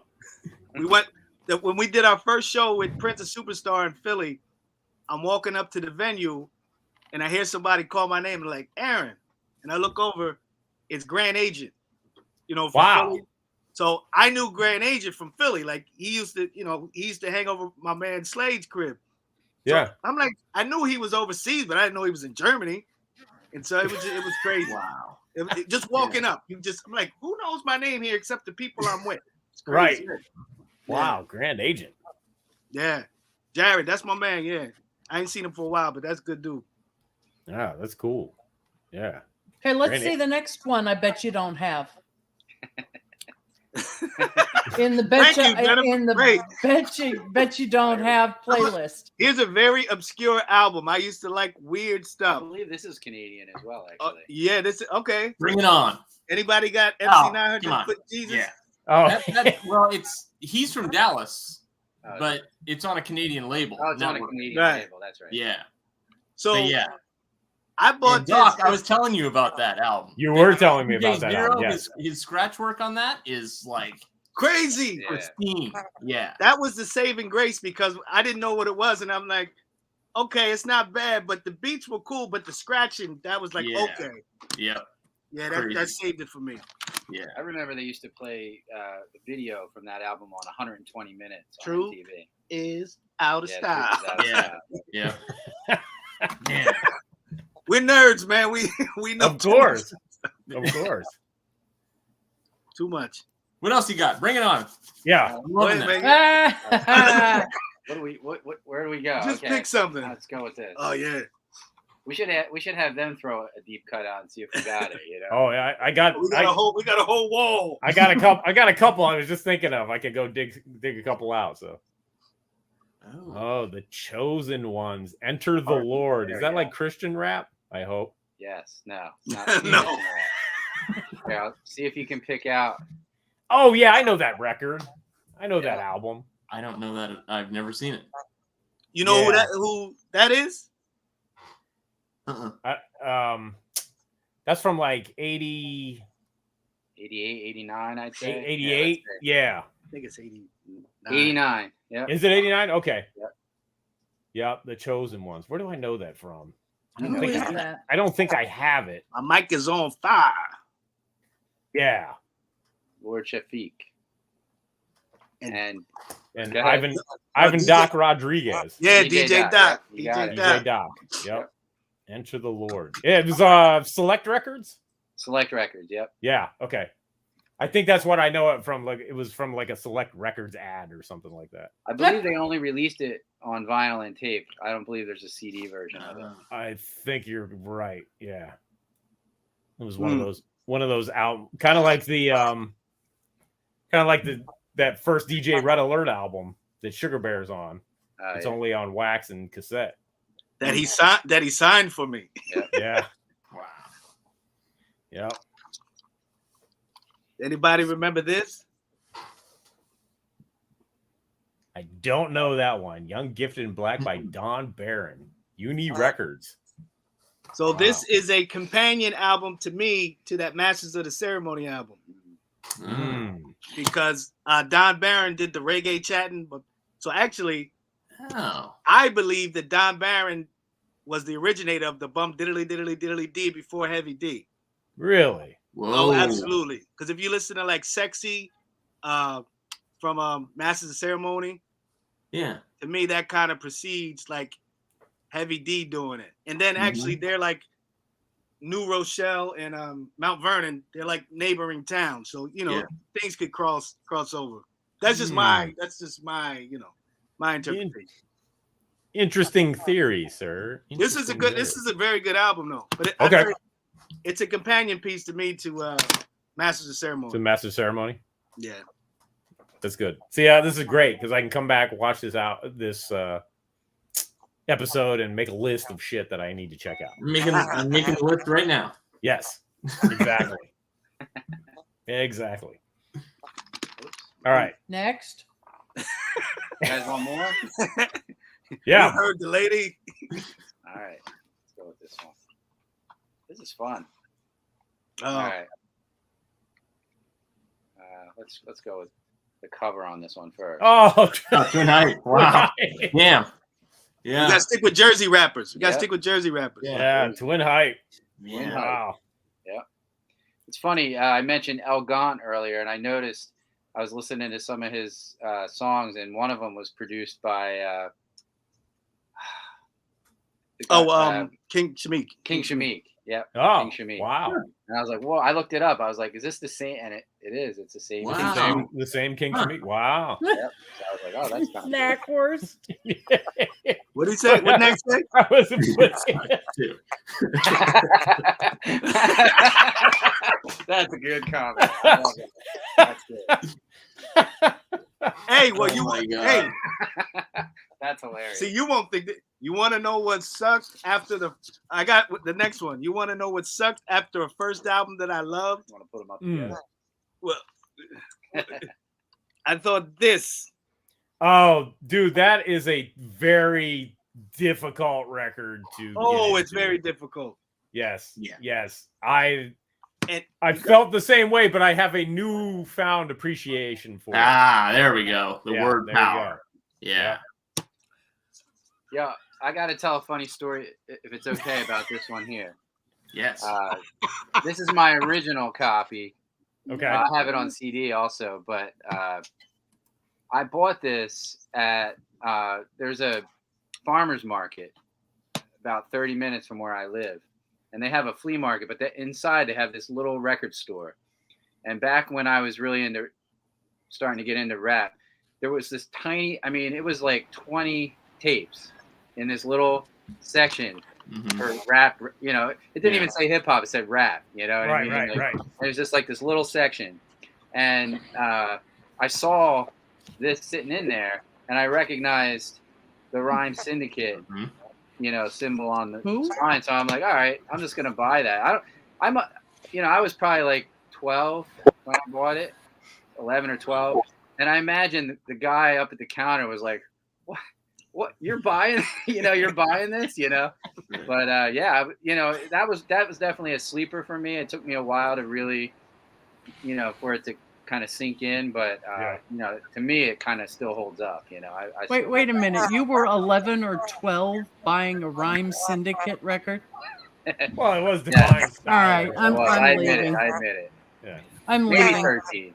I saw the video for Ain't Saying Nothing, and I was like, oh, that's just fucking. Yeah. Yeah. Yeah. That think was it's- dope. I actually think it's records like that and videos like that made me realize that, kind of like what Ultra Mag was saying about Princess Superstar and how she kind of, has this kind of tongue in cheek, and she has a little different perspective on how, things, pop culture, up until that, when I heard this, I really started to realize, like, I'm kind of drawn to things that are a little left of center, you know what I mean? And then Yes. it made me want to dig a little bit more into, things that, maybe were a little different. Whereas initially, maybe I'd be put off more by that sound, Mhm. Yeah. Well, I mean, Go ahead. Pick up tapes at the farmers market's strong. It's a strong game right there. You never know what you're going to get at the farmers market. It's funny because he and I used to buy records at the same farmers market. I mean, we didn't know each other. Exactly. Oh, But wow. we talked about, I bought this one at the farmers market. He's like, so did I. I got this. So I believe I bought Mellow Man Ace Escape from Havana from the same place Wow. around that same time. Yeah. Wow. Here, Wisdom Beats would like to chime in. Slept on album From Pyramids to Projects by that's a Two great Kings one. and a Cipher. TKO. you know what? I never liked that album. Oh, really? I never liked them. I just never liked them. Yeah. Was it? You also don't care for Yag Fu Front, I yeah, think. So, yeah. I never liked them. Yeah. Daffy was a black man. I remember all that stuff, but Yeah, I never liked it. I like that record. They went on to do production on The a Puffy, much wasn't bigger scale. Yeah, with Puffy. Yeah. The Hitman or whatever. Did you, Hitmen, yes. Ultra? Did you even hear what he said? Who? I said, yeah. I heard you're also not a big fan of Yagfu Front. Is that right? Is that correct? Who, me? Yeah. What? Oh, okay. I got the promotional copy. Nice. Oh man. What? Yeah. I Look got the promotional copy. Excellent. Jennifer. That's why I was like, I don't even think he heard. Jennifer, you're doing great. You're great. She's a good setup. I don't even think he heard what you. I didn't hear it. I'm sorry, I didn't hear it. No, that's all right. No, I did. I talked to somebody the other day. They were like, "Yeah, I never much care for Yagfu Front." I'm like, "Really?" I'm like, "Damn." Okay. Oh, crazy. No, Yeah. I got the What promotion. the hell is wrong with these people? Get him, Jennifer. Get him. Beat him up. What the hell? Next, you're gonna say I never really cared for Stetsasonic, but what? I'll throw somebody down a flight of steps if they say that. Yeah. What Seriously. the actual is going on? You know, Seriously. this is another fuck around and find out moment. Exactly. There you go. Wait. Fuck around and find out Christmas. Do you have MF Doom on cassette? I don't have the cassette. I have. Operation Doomsday on cassette. I do have. Oh, so I got to go get props. Hang on, I'll be right back. Oh boy, We got him working. We got him Yeah, working. yeah. We got him working. here we go. Where you at, Oh Flatline? wait, I see that son of Berserk in the back there. Yeah. Oh yeah. Yeah. Had to bring it out. Yep. Yeah. I can see it sitting right on whatever he's got back there. Don't let Flatline pull anything out. I mean, I could run and get some flash right now. Oh, We put him to work. what the hell? I am enjoying that iced tea photo in the back there. That's nice. Yeah, that's dope. Coming right. That made me feel right at home when I saw that. Yeah. Yeah. Here. All right, I'll grab something. You want to learn how to break dance? We got a breakdancing book. Nice. Oh my god. It wasn't the one, but it's not the one by Alfonso Ribeiro. Oh no. He had the whole commercial and everything. He was too much. He had the tape. Yeah, I had the poster pull out. I had that. Wait. So I opened it up. It says the windmill is a difficult move that requires lots of strength and coordination. Keep practicing. What is happening there? Huh? What is actually happening in that picture? Exactly. She needs to keep practicing. She's got knee pads on. I don't think that's a she. I think it's a guy. It's obviously they need to practice. So, all right. So we got speaking of the Divine Styler, I got the Gray Matter CD single. Yeah. I love that song. It's got a dope remix. Okay. Yeah. Oh, Dope I don't know remix. if I know the Want remix. that. But that's a great song. Yeah. Which is the remix is a little more conventional Okay. than the other stuff. Yeah. And the Doom is I've got it on 2 copies on wax, and then I've got the Subverse version. Okay. But then I also have the OG Fondulum CD. I have the Fondulum one. Yeah. I gave Princess Superstar my Fondulum one, and I regret it. Yeah. I Yes, got that. I You got should. You should regret that. I regret it. Oh man. Bro. I used to have all those 12 inches, and I left them at my buddy's house. So when you leave records at somebody's house, your records become theirs. It's theirs. Yeah. I had man. all red and gold. The mic, I had all those 12 inches. Damn. All I've got the KMD, the Roughs and Rares, and then I got the Sub Rock one too, the Fondulum Sub Rock. It sounded like a rock, and yeah. We used to have I used to live in Philly, and we used to have Oh yeah, I got a foot. Hijack. We used to have a footwork. Yeah, hijack. We used to have a footwork. Josh Sam in the house. Yeah. Sorry, go ahead. No, but we used to have a footwork record store. Actually, the Bobito. Rich Medina used to work there. Wow. So we would go in there, and there was this woman named Steph Tatas, and Rich Medina would get mad at us because he said we were in there looking at Steph and not buying records. He would be like, "Yo, y'all got to buy something. Y'all can't just hang here and look at Steph." Well, with a name like Steph Tatas, I mean, come on. Kind of says it all. Oh, you got the hijack? Yeah. Oh, Somebody, don't challenge Fresh. You see all these. I think he's got it on wax. What? Nice. Nice. Flatline. What? There you go. Yeah. Oh, the lights. Flatline. Hijack in the house. Let me see it. Nobody wants to see my face in there, my grill. No. Shit. Yeah, it's dope. Yep. Yeah. There you go. Oh, you got the CD. I do not have the CD. Actually, I downloaded it, but I don't have the original copy of it. That's the OG. So I got one for you guys. You know this one. Well, I got the tape too. Hang on. And I think I got the wax, but I'm not gonna pull the wax out. But anyway, here's one. I really love this. Not that one, Jennifer. Y'all have this one. You know anything about that? I got one of those left. All right, so here is he never put out an album, but he put out a couple of singles, and I love this song to death. The Hand Soul Project. Oh, from Philly. Yeah. I'm a poor man. What's that? Yeah, so it's That's Life. That's Life is my favorite joint. Yeah. This joint. That was didn't he go to Temple? I think he went to Temple University. She ain't laughing at me, is she? No. Knackwurst says, "Oh, I have that one, Jenny. It's okay." Yo, Knack is talking about this. What is that? Oh, the Impossible. Oh, that's good. Yeah, that's we'll talk about rhyming. It's okay. Yeah. Yeah, I don't want to talk about me rhyming. Oh my god. Anyway. Next. Yeah, what else? Next. Oh, this is obscure. This is some New Jersey. This is very obscure. Wait, Flatline, what was that? What do you have, Flatline? Oh shit. Oh man. Tim that Westwood. was Okay. from the movie? A freestyle jam on the Tim Westwood radio show, So London, if England. you have this album by Rob Bell, you've heard some of it, but not all of it. It's probably like a good half hour where they just go off, and that's the gem in my collection.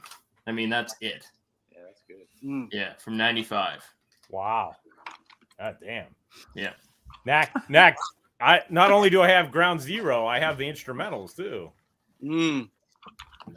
I'm trying to find somebody besides me who bought this album. I think I listened to it twice. Does anybody know this album? Chameleons? No. Don't know that one. Yeah. I remember seeing it, but I never heard it.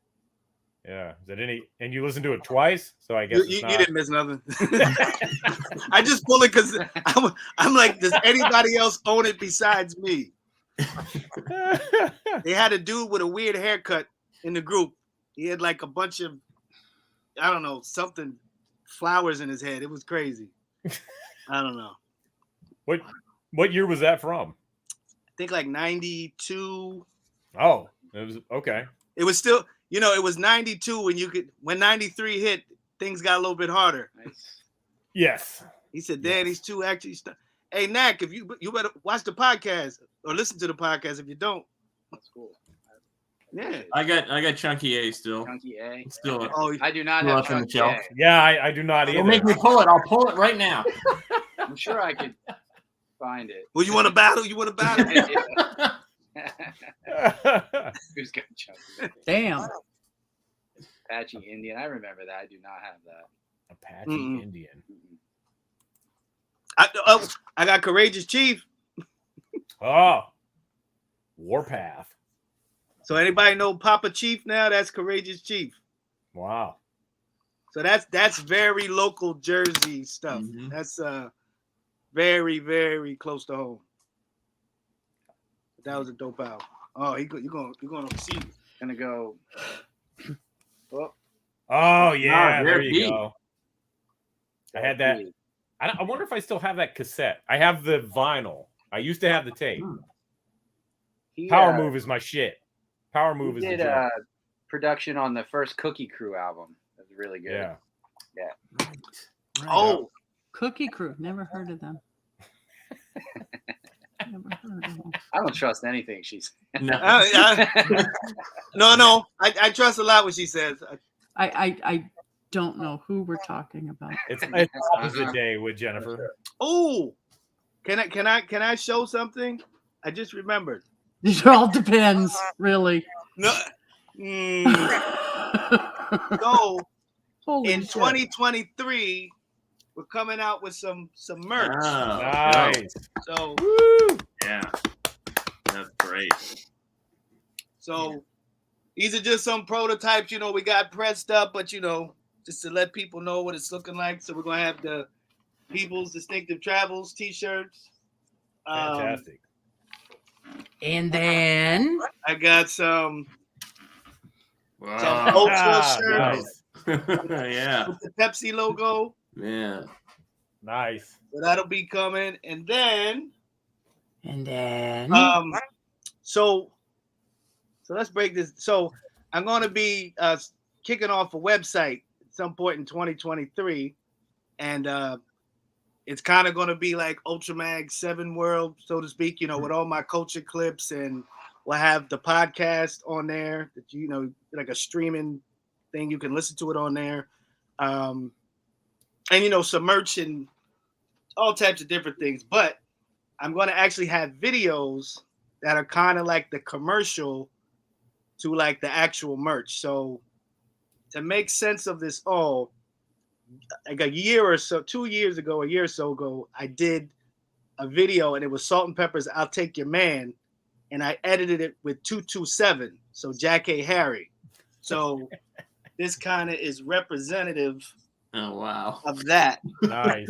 That's amazing. That's So great. there's an artist from Canada, Che Runako. I believe that's the name. I'm sorry if I'm butchering it. But he actually drew the image. And then we had our good friend Damage from Yagfu Front clean it up a little bit and put the text on it and put the little sash around it and do a couple other things. But so these 3 things will be, coming out in 2023, as well as, try to get some hats and some other things going on. So, that's what we're doing. Hey, real quick, I want to take it out to Juice. Out to New York and Juice and Knackworth's in the house. Oh, Knack. Still got the same background. Yeah, I didn't change that up yet. What's up, players? What you got, Knack? What you got? Yep. Hit us off, Knack. What you got? Shit, I'm not prepared. I was just working. Give me a second. Oh, okay. See what I can come up with. Okay. Yeah. Okay. Yeah. We got a whole wall here. Yeah, see if we can match them, Yeah. Hang on, I'm gonna see if I can find something. You guys talk for a second. Oh boy. Oh wait, what's Nat got? Let me just talk about something new real quick. Okay. That's that new Elza. Nice. Well, Elza, who's that? That guys? Oh, Yeah, that guy's Elza. Okay. This is the bars of the year for me. This record, new stuff, Nature Sounds. Okay, I haven't heard that yet. That Dan Lish cover. Crazy. I love Elza. Yeah, that Dan Lish. Yeah, Dan Lish is crazy. Yeah. Produced by Georgia Ann Muldrow. Sick. Just He did M-Rock's cover, didn't he? Yep. Yeah. right. Yeah, Crazy dope. definitely. C-Doc coming in hot. All right, so I don't know if anybody else knows this album. Hopefully you guys do. Because I always preach the gospel because I think it's really dope. But it's called let's see. Just Def X-Town Posse Vocal Full Contact. What? Never seen it. Whoa. Nope. That's wild. Where are they from? I have no clue. Who are they? No What clue was it? whatsoever. Just Def X-Town Posse, the original X. Well, wherever X-Town is, that's where they're from. Yep, wherever X-Town is. Yep. Yeah. This is. Let me see if it says And anything Town in the. Posse. See if it says anything in here. Okay. Full Recorded and mixed Quad Studios, New York. Oh, man. Wow. Okay. That doesn't say anything. Yeah, it's a really dope album. Really? If- I have to look Yeah. that up. Yeah, I love getting recommendations like that. If you want, I will send it to you guys to check out. So, Please. Thank you. Yeah, yeah. But yeah, this is definitely one of the more obscure releases I have. Wow. Yeah. That trumps my Chameleons. Because at least that was dope. All right, let's try this right here. Let's see. Okay, what do you got, Nick?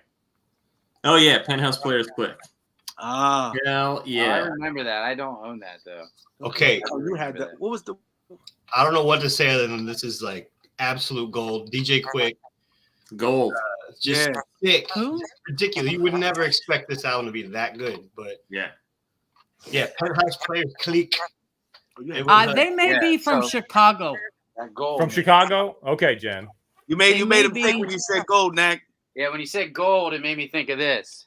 oh shit, Gold Money. I knew that was coming. Oh yeah. Yep. Wow. Yeah. I got Haven't some heard that in a connections long with the time. Digital Underground squad, and I know DU stuff really well, and Mac is the DU master. that album is really interesting because It's interesting, right? Yeah, I agree.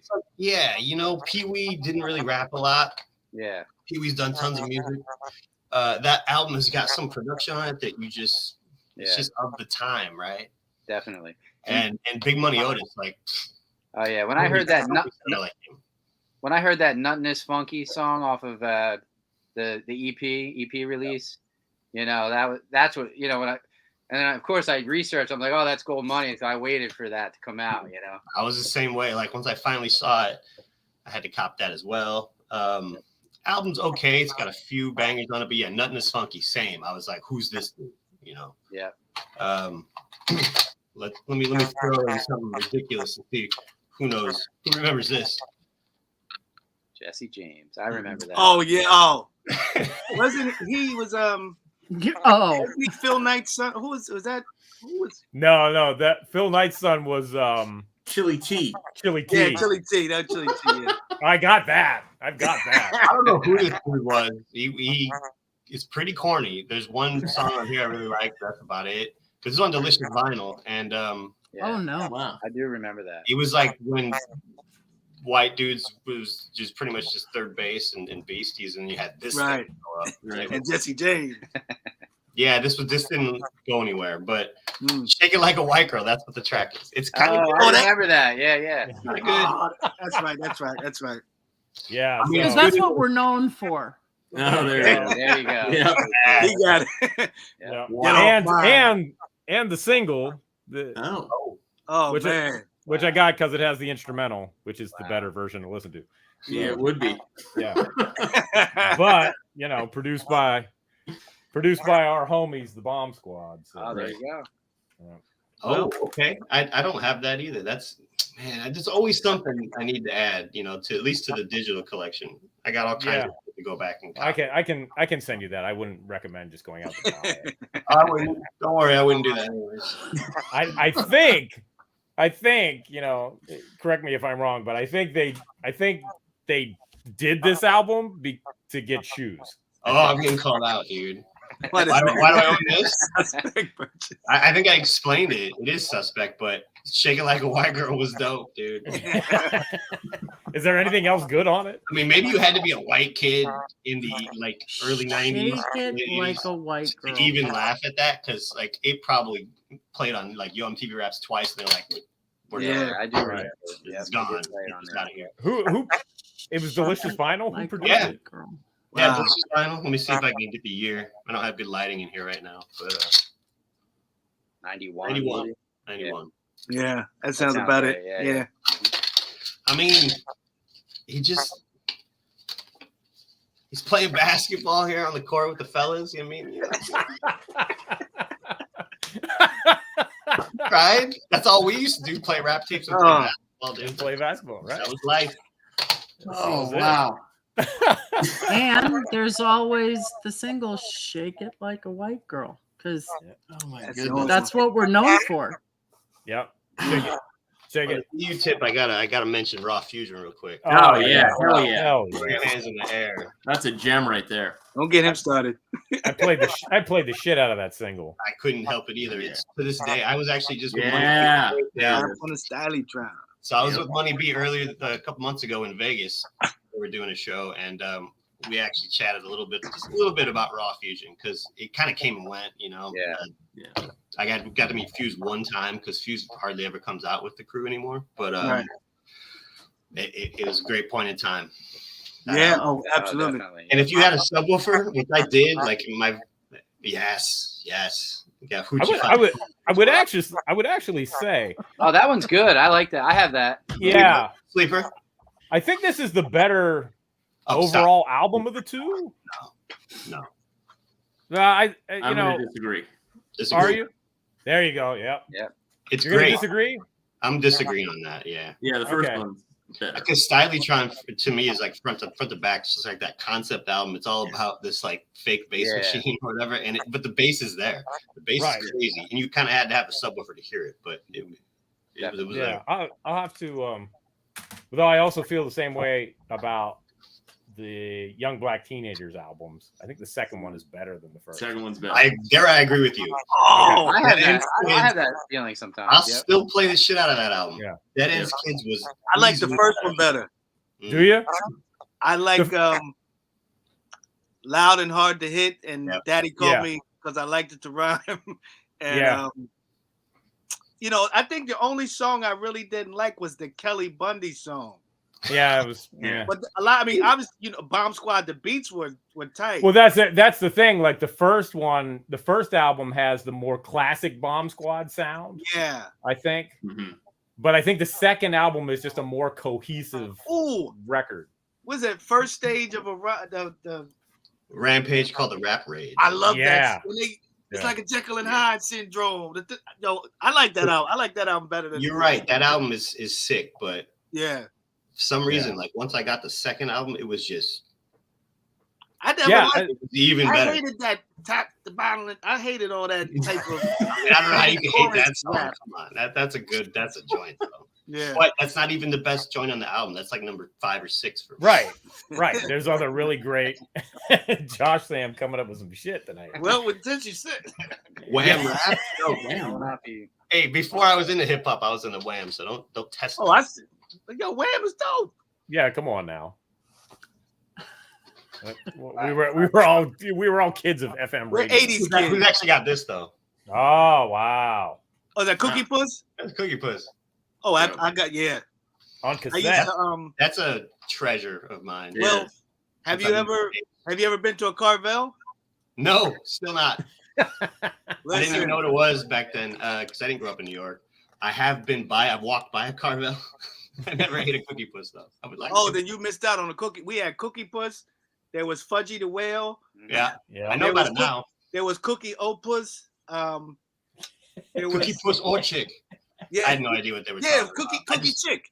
It was a Cookie Chick. So that was a real thing. Okay. Yeah. I just know the song. Like they're like pranking this joint. Yeah. But there was a big one. There was a big one for Father's Day. It was called Fudgy the Whale. It was like a big whale. That one I know Fudgy. Yeah. Yeah. Actually, I take it back. I have seen Carvel ice cream cakes in LA just years ago, and I didn't buy one, but like I saw one at a grocery store. They have them at the grocery stores now, but like they were great. Like when we were kids, like you find a Carvel with that the soft ice cream commercials. Oh, they were the best. You know, we had in the early days of cable out here in Pittsburgh, we'd get what's the New York channel that was. There was a New York channel. I forget what the call-in word. Pix? Was it? No, it was WOR. Yeah, like WWOR or something. Yeah, I think so. And so we'd always see these. It's like the bulky cable box with the buttons and shit. Yeah. So we'd see commercials for Carvel. I'm like, what the hell is a Carvel? Because we didn't have any out here. Yeah, we didn't have that shit in the Midwest. I was, in Illinois. I don't know what the fuck they were talking about. Yeah. He just said that Cookie Fried, your whole crew was ice cream fudge. Carvel, don't tell. Yeah. Ultramag, what is your favorite Ultramagnetic album? Ooh. Definitely Critical Beatdown. but Four Horsemen is a very close second. And I mean, I don't even put, I mean, no disrespect, I don't put Best Kept Secret in the running. Okay. Yeah. But Funk Your Head Up is a third. But there are still some gems on there. But for sure. that, you know what's funny about that album is if you listen to the intro, they're telling you that the album was botched. Like if you hear Said G's, like, well, the way the album was or the way it is now, it left some holes in it. So he's telling you in the beginning of the album, like, yeah, this is not the album that we wanted to put out. So I don't know what why did Mercury let Yagfu do whatever they wanted, but they wouldn't let Ultra do what they wanted? I don't understand. They didn't let Yagfu do whatever they wanted. Okay, I'm sorry. They did not by a long shot. Jenny will tell That you. album sounded like it. Yeah. I think they got away with more than Ultra. Yeah, but well, I still like Funk Your Head Up. I think it's really for dope. 1 second. I like Funk Your Head Up. How many albums did Mercury put out on Yagfu? Oh, well, right. I mean, just sonically, it sounded like let them do what they wanted on that album. But I could be wrong. We wouldn't be talking about track 15, would we? My dick is so large. I'm not bringing that up. You got to earn that. You got to earn that sticker somehow. This is a family show, right? It is not. It is totally not a family show. Although my kid watches the show all the time. I'm like, you're not allowed on YouTube. Get off YouTube. Yeah, Rocco, stop it. Yeah. Yeah, but Exactly. Funk Your Head Up. It has some gems, but it kind of got saved by the Papa Large remix. So the Beat Miners kind of they kind of saved that album and let it ride for a bit. That was my first ultra magnetic. That was the first ultra magnetic joint I heard. Oh, Funk Your Head Up? No, the Papa Large remix because I saw the video. Oh, really? Okay. Gotcha. Yeah. Okay. I came to Critical Beatdown later, Oh. and then it was like months later, and I was at the record store, and I was like, what? I couldn't remember the name of the song. I'm like, what was that song? And I bought the Four Horsemen tape. I'm like, maybe it's on here, and I was like, well, it's not, but this shit is crazy dope anyway. So you know. Would you believe I never heard Ultramagnetic MCs until after I heard about them on Young Black Teenagers? Oh, really? Magnetic. I love that. Like I just didn't have the access yet, right? That's one of those things you would see in the tape section, but I didn't know who Cool Keith was yet. Yeah. That's funny for me to think about. It was Young Black Teenagers that made me want to hear Ultramagnetic MCs because of that Danny Called Me joint, right? Yeah. He talks about his dad busting in while they're bumping Ultramagnetic. I'm like, what the fuck are they listening to? What is that? Porno star. Yeah. Right. I love that story though, because I feel like that ties in with one of our themes on the podcast, which is how people get to things, the same things, but they get there in different ways. You know what I mean? Like I remember I heard Ultramagnetic on the radio. They were in the studio and on a Philly radio show, and they were freestyle. Like I don't think it was really freestyle because now that I've heard their albums, I could hear the rhymes, you know. Yeah. They were in the studio, and I was like, oh, these guys are totally different, you know. And I remember my dad. I remember buying it. And my dad started saying, "Oh, you got that new electromagnetic MCs." That's what he called them. You know what I mean? But I love how different people would have, get to that album, but it's like you don't get there the same way. I love that, you know. Yeah. And it kind of gets beyond like who's the most knowledgeable. It's more like more interesting to see like what got you there, you know. Yeah. And I was lucky that I had a friend pass me Ryan Pays, and that kind of got my interest. But after that, I was passing things to him. It went the opposite direction. You know what I mean? So it's just interesting how, you get there in different ways. I love that. That's how I found out about 3 Times Dope. 3 Times Dope. Yeah, my dude Jay at school, he was like, you get anything new? And I was like, I don't remember. It might have been the Welcome to the Terradome 12-inch. I don't remember. I was like, I got the new PE. He's like, yo, I got this 3 Times Dope. I'm like, how is it? He's like, yeah, you got to check it. So we, had to bring my wax on the bus to school. I'm like, oh, shit.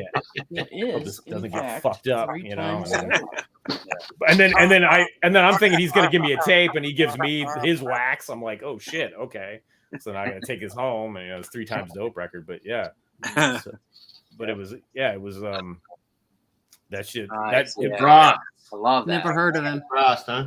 Of course. Dope. I'm trying to pick things out of this box here. So I definitely have that. Never, Oh yeah. never Yeah. heard of him. never heard Kid Frost. Okay, so Kid Frost was like the first Latino rap I remember ever really hearing. There we go. See? no, Jen knows exactly who that is.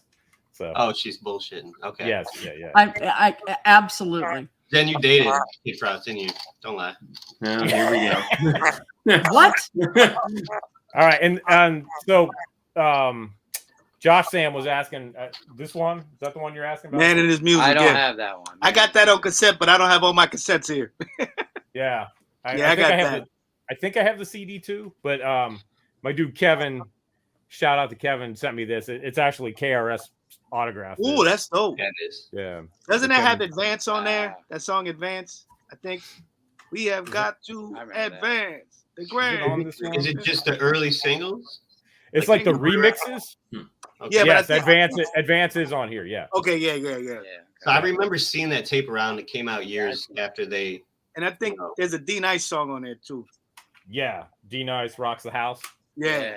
Yeah. which I think is just Call Me D Nice. I think It's like the same but different beat. same Yeah. lyrics, same lyrics, different beat. Yeah. Okay. What do you say, Jennifer? I was gonna ask if anybody knew that Overlord of Fresh happens to be writing a book. Are you not? Let's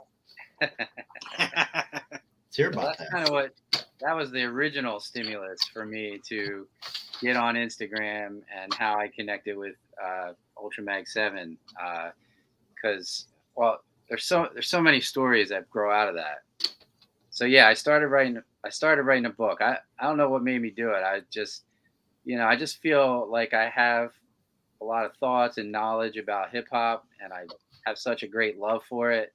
And I had this idea for a while, and so I just started writing. And then I had the idea to maybe try to interview some people. And it's so funny looking back. So my first interview that I ever did, this was before COVID and before I was on Instagram, was Drez from Black Sheep, actually. Wow. Yeah, I just kind of reached out. I had bought one of his later releases under the name Black Sheep, but it's really just him, and there was an email address. So I just sent an email, and within like 48 hours, he responded to me, and he's like, let's do it. So in less than a week, I was calling him, and we had like a 45-minute conversation, and I was on cloud nine. I was like, wow, I can't even believe this, and it was a great conversation.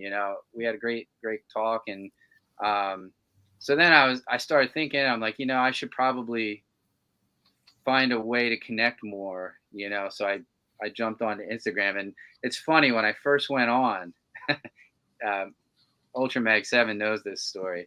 The main person that I really wanted to connect with was Divine Styler, actually, because his music, I think, ties in really well with kind of what I'm trying to do with my book. Mm-hmm. So I went on there, and I never was on Facebook or anything before that. So I was like a complete novice, I was basically out on my first date, and so I go on there, and I had a real, my name was terrible. It was like Decon 7. I don't even remember. It's funny. It had 7 in it though, I think, which is funny. But, and I just followed him, and then I kind of like lost track of it. So finally, a little later on, I get back on, and I'm like, okay, I'm going to do this for real.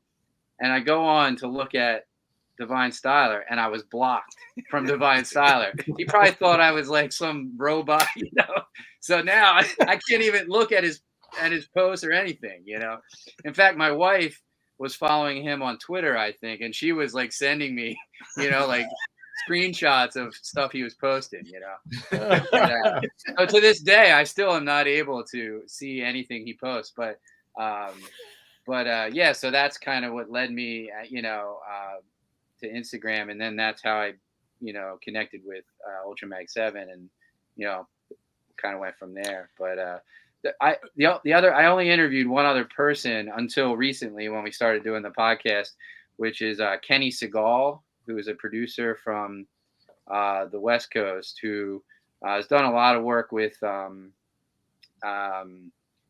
Rap Ferreira, which, by the way, is one of my favorite newer albums. Purple Moonlight Pages is one of my top albums of the last couple years. Okay. He's got Open Mike Eagle does a guest on there.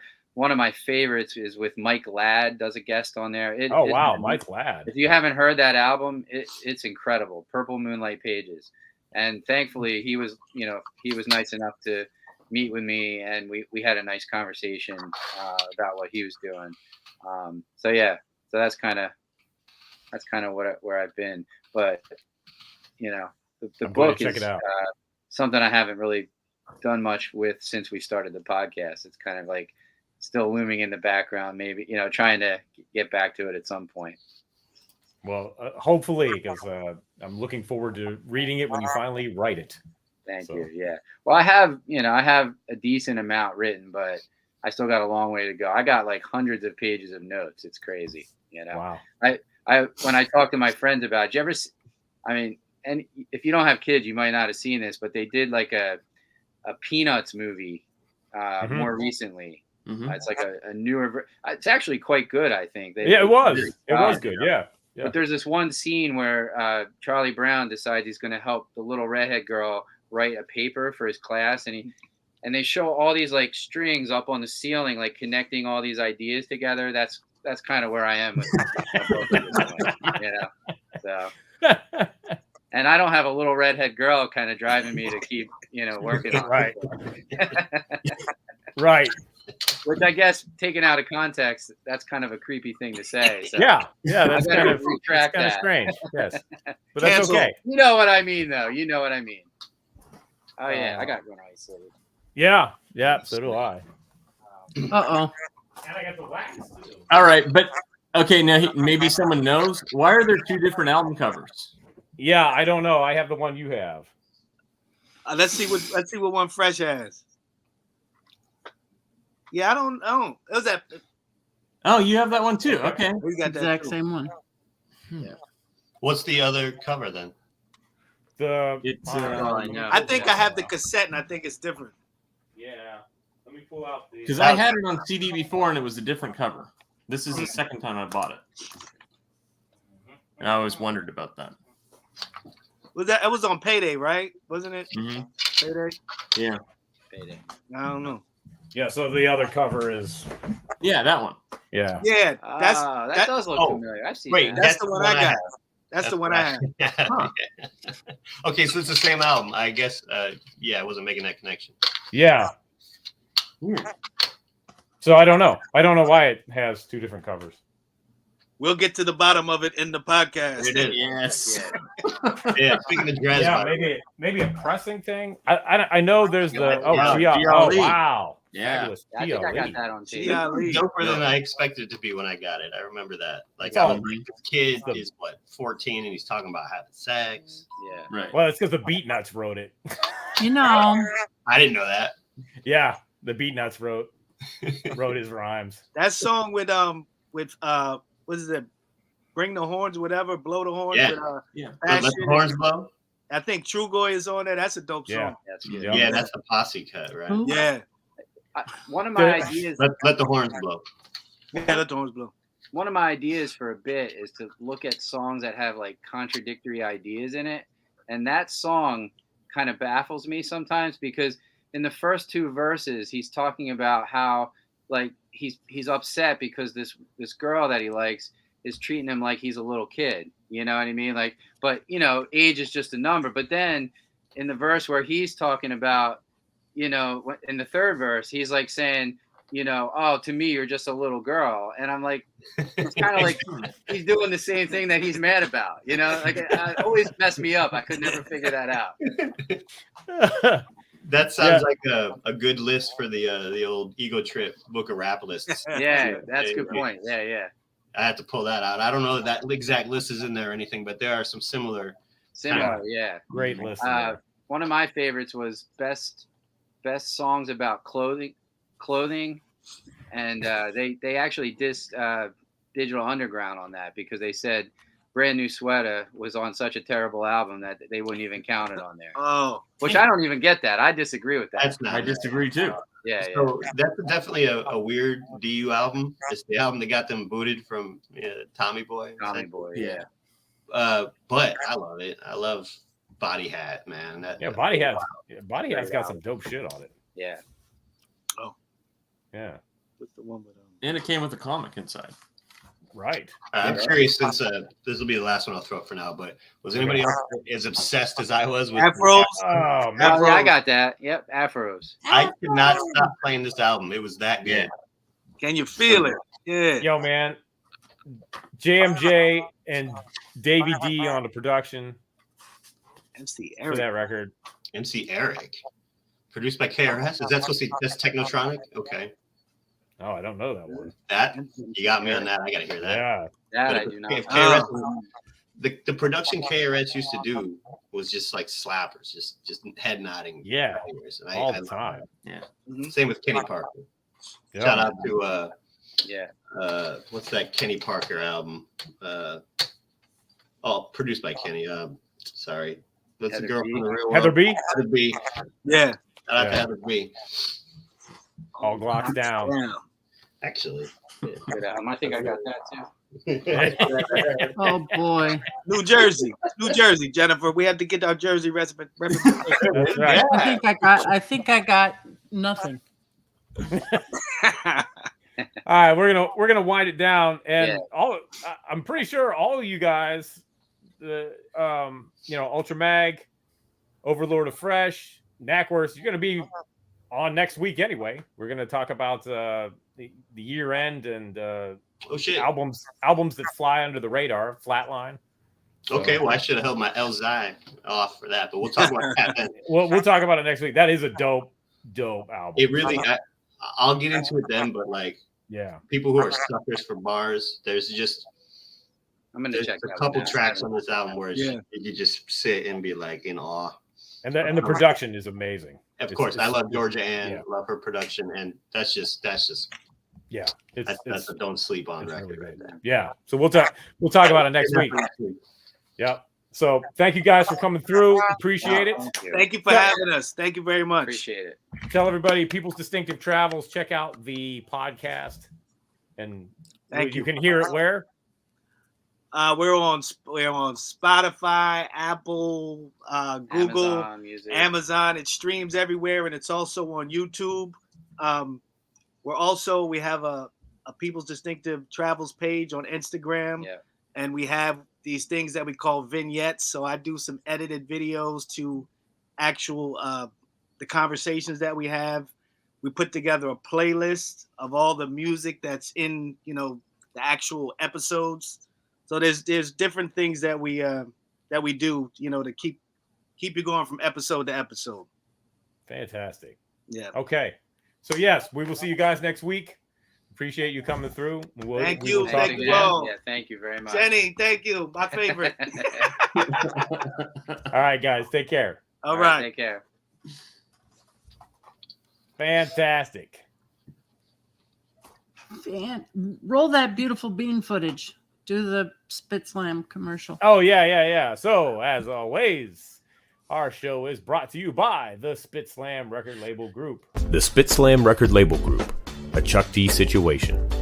Catch us on your favorite streaming platform, on Bandcamp, or visit our official web store at spitslamrecords.com. All releases are available digitally or on CD, with select titles available on vinyl and cassette. The Spit Slam Record Label Group. Throwback to the future sound. Oh, That's how you do it. That's how you do it. That's how you do it. Roll that beautiful bean footage. I'll tell you what, I love talking about music and hip hop and stuff with you guys, and it brings so much joy. And I want to end this episode with a tribute to somebody that we just lost this morning. That brought me a lot of joy getting to work with him. And I'm talking about Jawel, the almighty Jawel from Son of Berserk, a.k.a. Pop Smash. What an album, too. Yeah, thank you. And I want to tell you guys a quick story about this album that I had heard, from some people that at one point, I'm not sure exactly when, but it might have been in between the Berserk albums or after the second Son of Berserk album. At some point, a producer of note, I'm not going to name names, but a producer of note told Jawel he should give it up. He should quit rhyming, that nobody's going to care about somebody his age rhyming anymore. And Chuck and Jawel came up with the Pop Smash character, the alter ego, which is an MC from back in the day that is still rhyming and doesn't give a fuck anymore. And is still doing it. And there were this album. So Jawel reached out to me for a track for this album. And it was like 2016, I think. And that song was Tell It to God. And I sent him the beat, and he sent me the vocals to thank you, Rise from Spit. Thanks, brother. Sent me the vocal, I mixed it and I sent the track back, and I said, just keep me posted on the rest of the record. And he was working on songs with some other producers, and nothing ever happened. And eventually, when Chuck D came to me and said, hey, I want you to run Spit Slam. I was like, okay, cool. And one of the early projects he said was, hey, would you be interested in working with Jawel on the Pop Smash album? And I said, hell yeah. I was wondering what happened to that. I did a song. And so I, reconnected with Ja. And, he said, yeah, these guys are just kind of bullshitting on the production. It's just like, it's been sitting around forever. I said, well, have them send me all the vocals, send me what you got, and we'll get it put together. And I think he only had like 3 or 4 other joints. And then Chuck took Ja into the studio, and they recorded the other 3 joints, including some of my favorites, Wagon Hotel on Wheels, Stretch Marks, and Jim for Your Face, which is a personal highlight. Jawel, I talked to him about a month ago. He was sick. He was in the hospital, but his spirits were still high. And he said to me, I'm just trying to get out of here, man, and get back to writing new songs. Cause I had sent him some beats and we were going to do the follow-up, but at least we have this one, and we have the Son of Berserk music. And rest in peace, brother. You will be missed. And I would like to close out the show with this quickie little tribute I put together for him. And we'll end it with that. So Flatline, Jennifer, Knack, thanks for being here. I will see you guys next week. And everybody watching, thanks for being here. And everybody watching on the replay as well. We will do our year-end wrap-up next week with some under the radar albums that hopefully people aren't really aware of that we think they should be aware of. So yeah, we will see you then. Follow us on Instagram. It's CDoc again. If you love the show or dig the show, like and subscribe, and we will see everybody next week. Take care. Peace. Daddy didn't read and daddy didn't write. Daddy got a shotgun, daddy don't fight. But he didn't play games cause he had a plan. Daddy didn't bullshit, daddy was a man. Daddy had a king but he didn't have a limb. Daddy had a blue suit, something like a pimp. Daddy played the shell game, story of his life. Daddy had girlfriends and he had a wife. Bet he had a sick look when you made him mad. Daddy was a big shot, daddy real bad. Daddy got pimp game, daddy like dough. Daddy do a lot of things mommy don't know. Daddy had bad luck, smoked too much. The goody life, city life, daddy got touched. Daddy was the world, the sun and the moon. He was my man, but he left too soon. Hate him sometimes, then I love him to death. Daddy was a man, rest in peace, God bless. I'm a son of a rock star. I'm the son of a soul man. I'm the son of a rock star. I'm the son of a rock star. I'm the son of a soul man. I'm the son of a rock star. I'm the son of a soul man.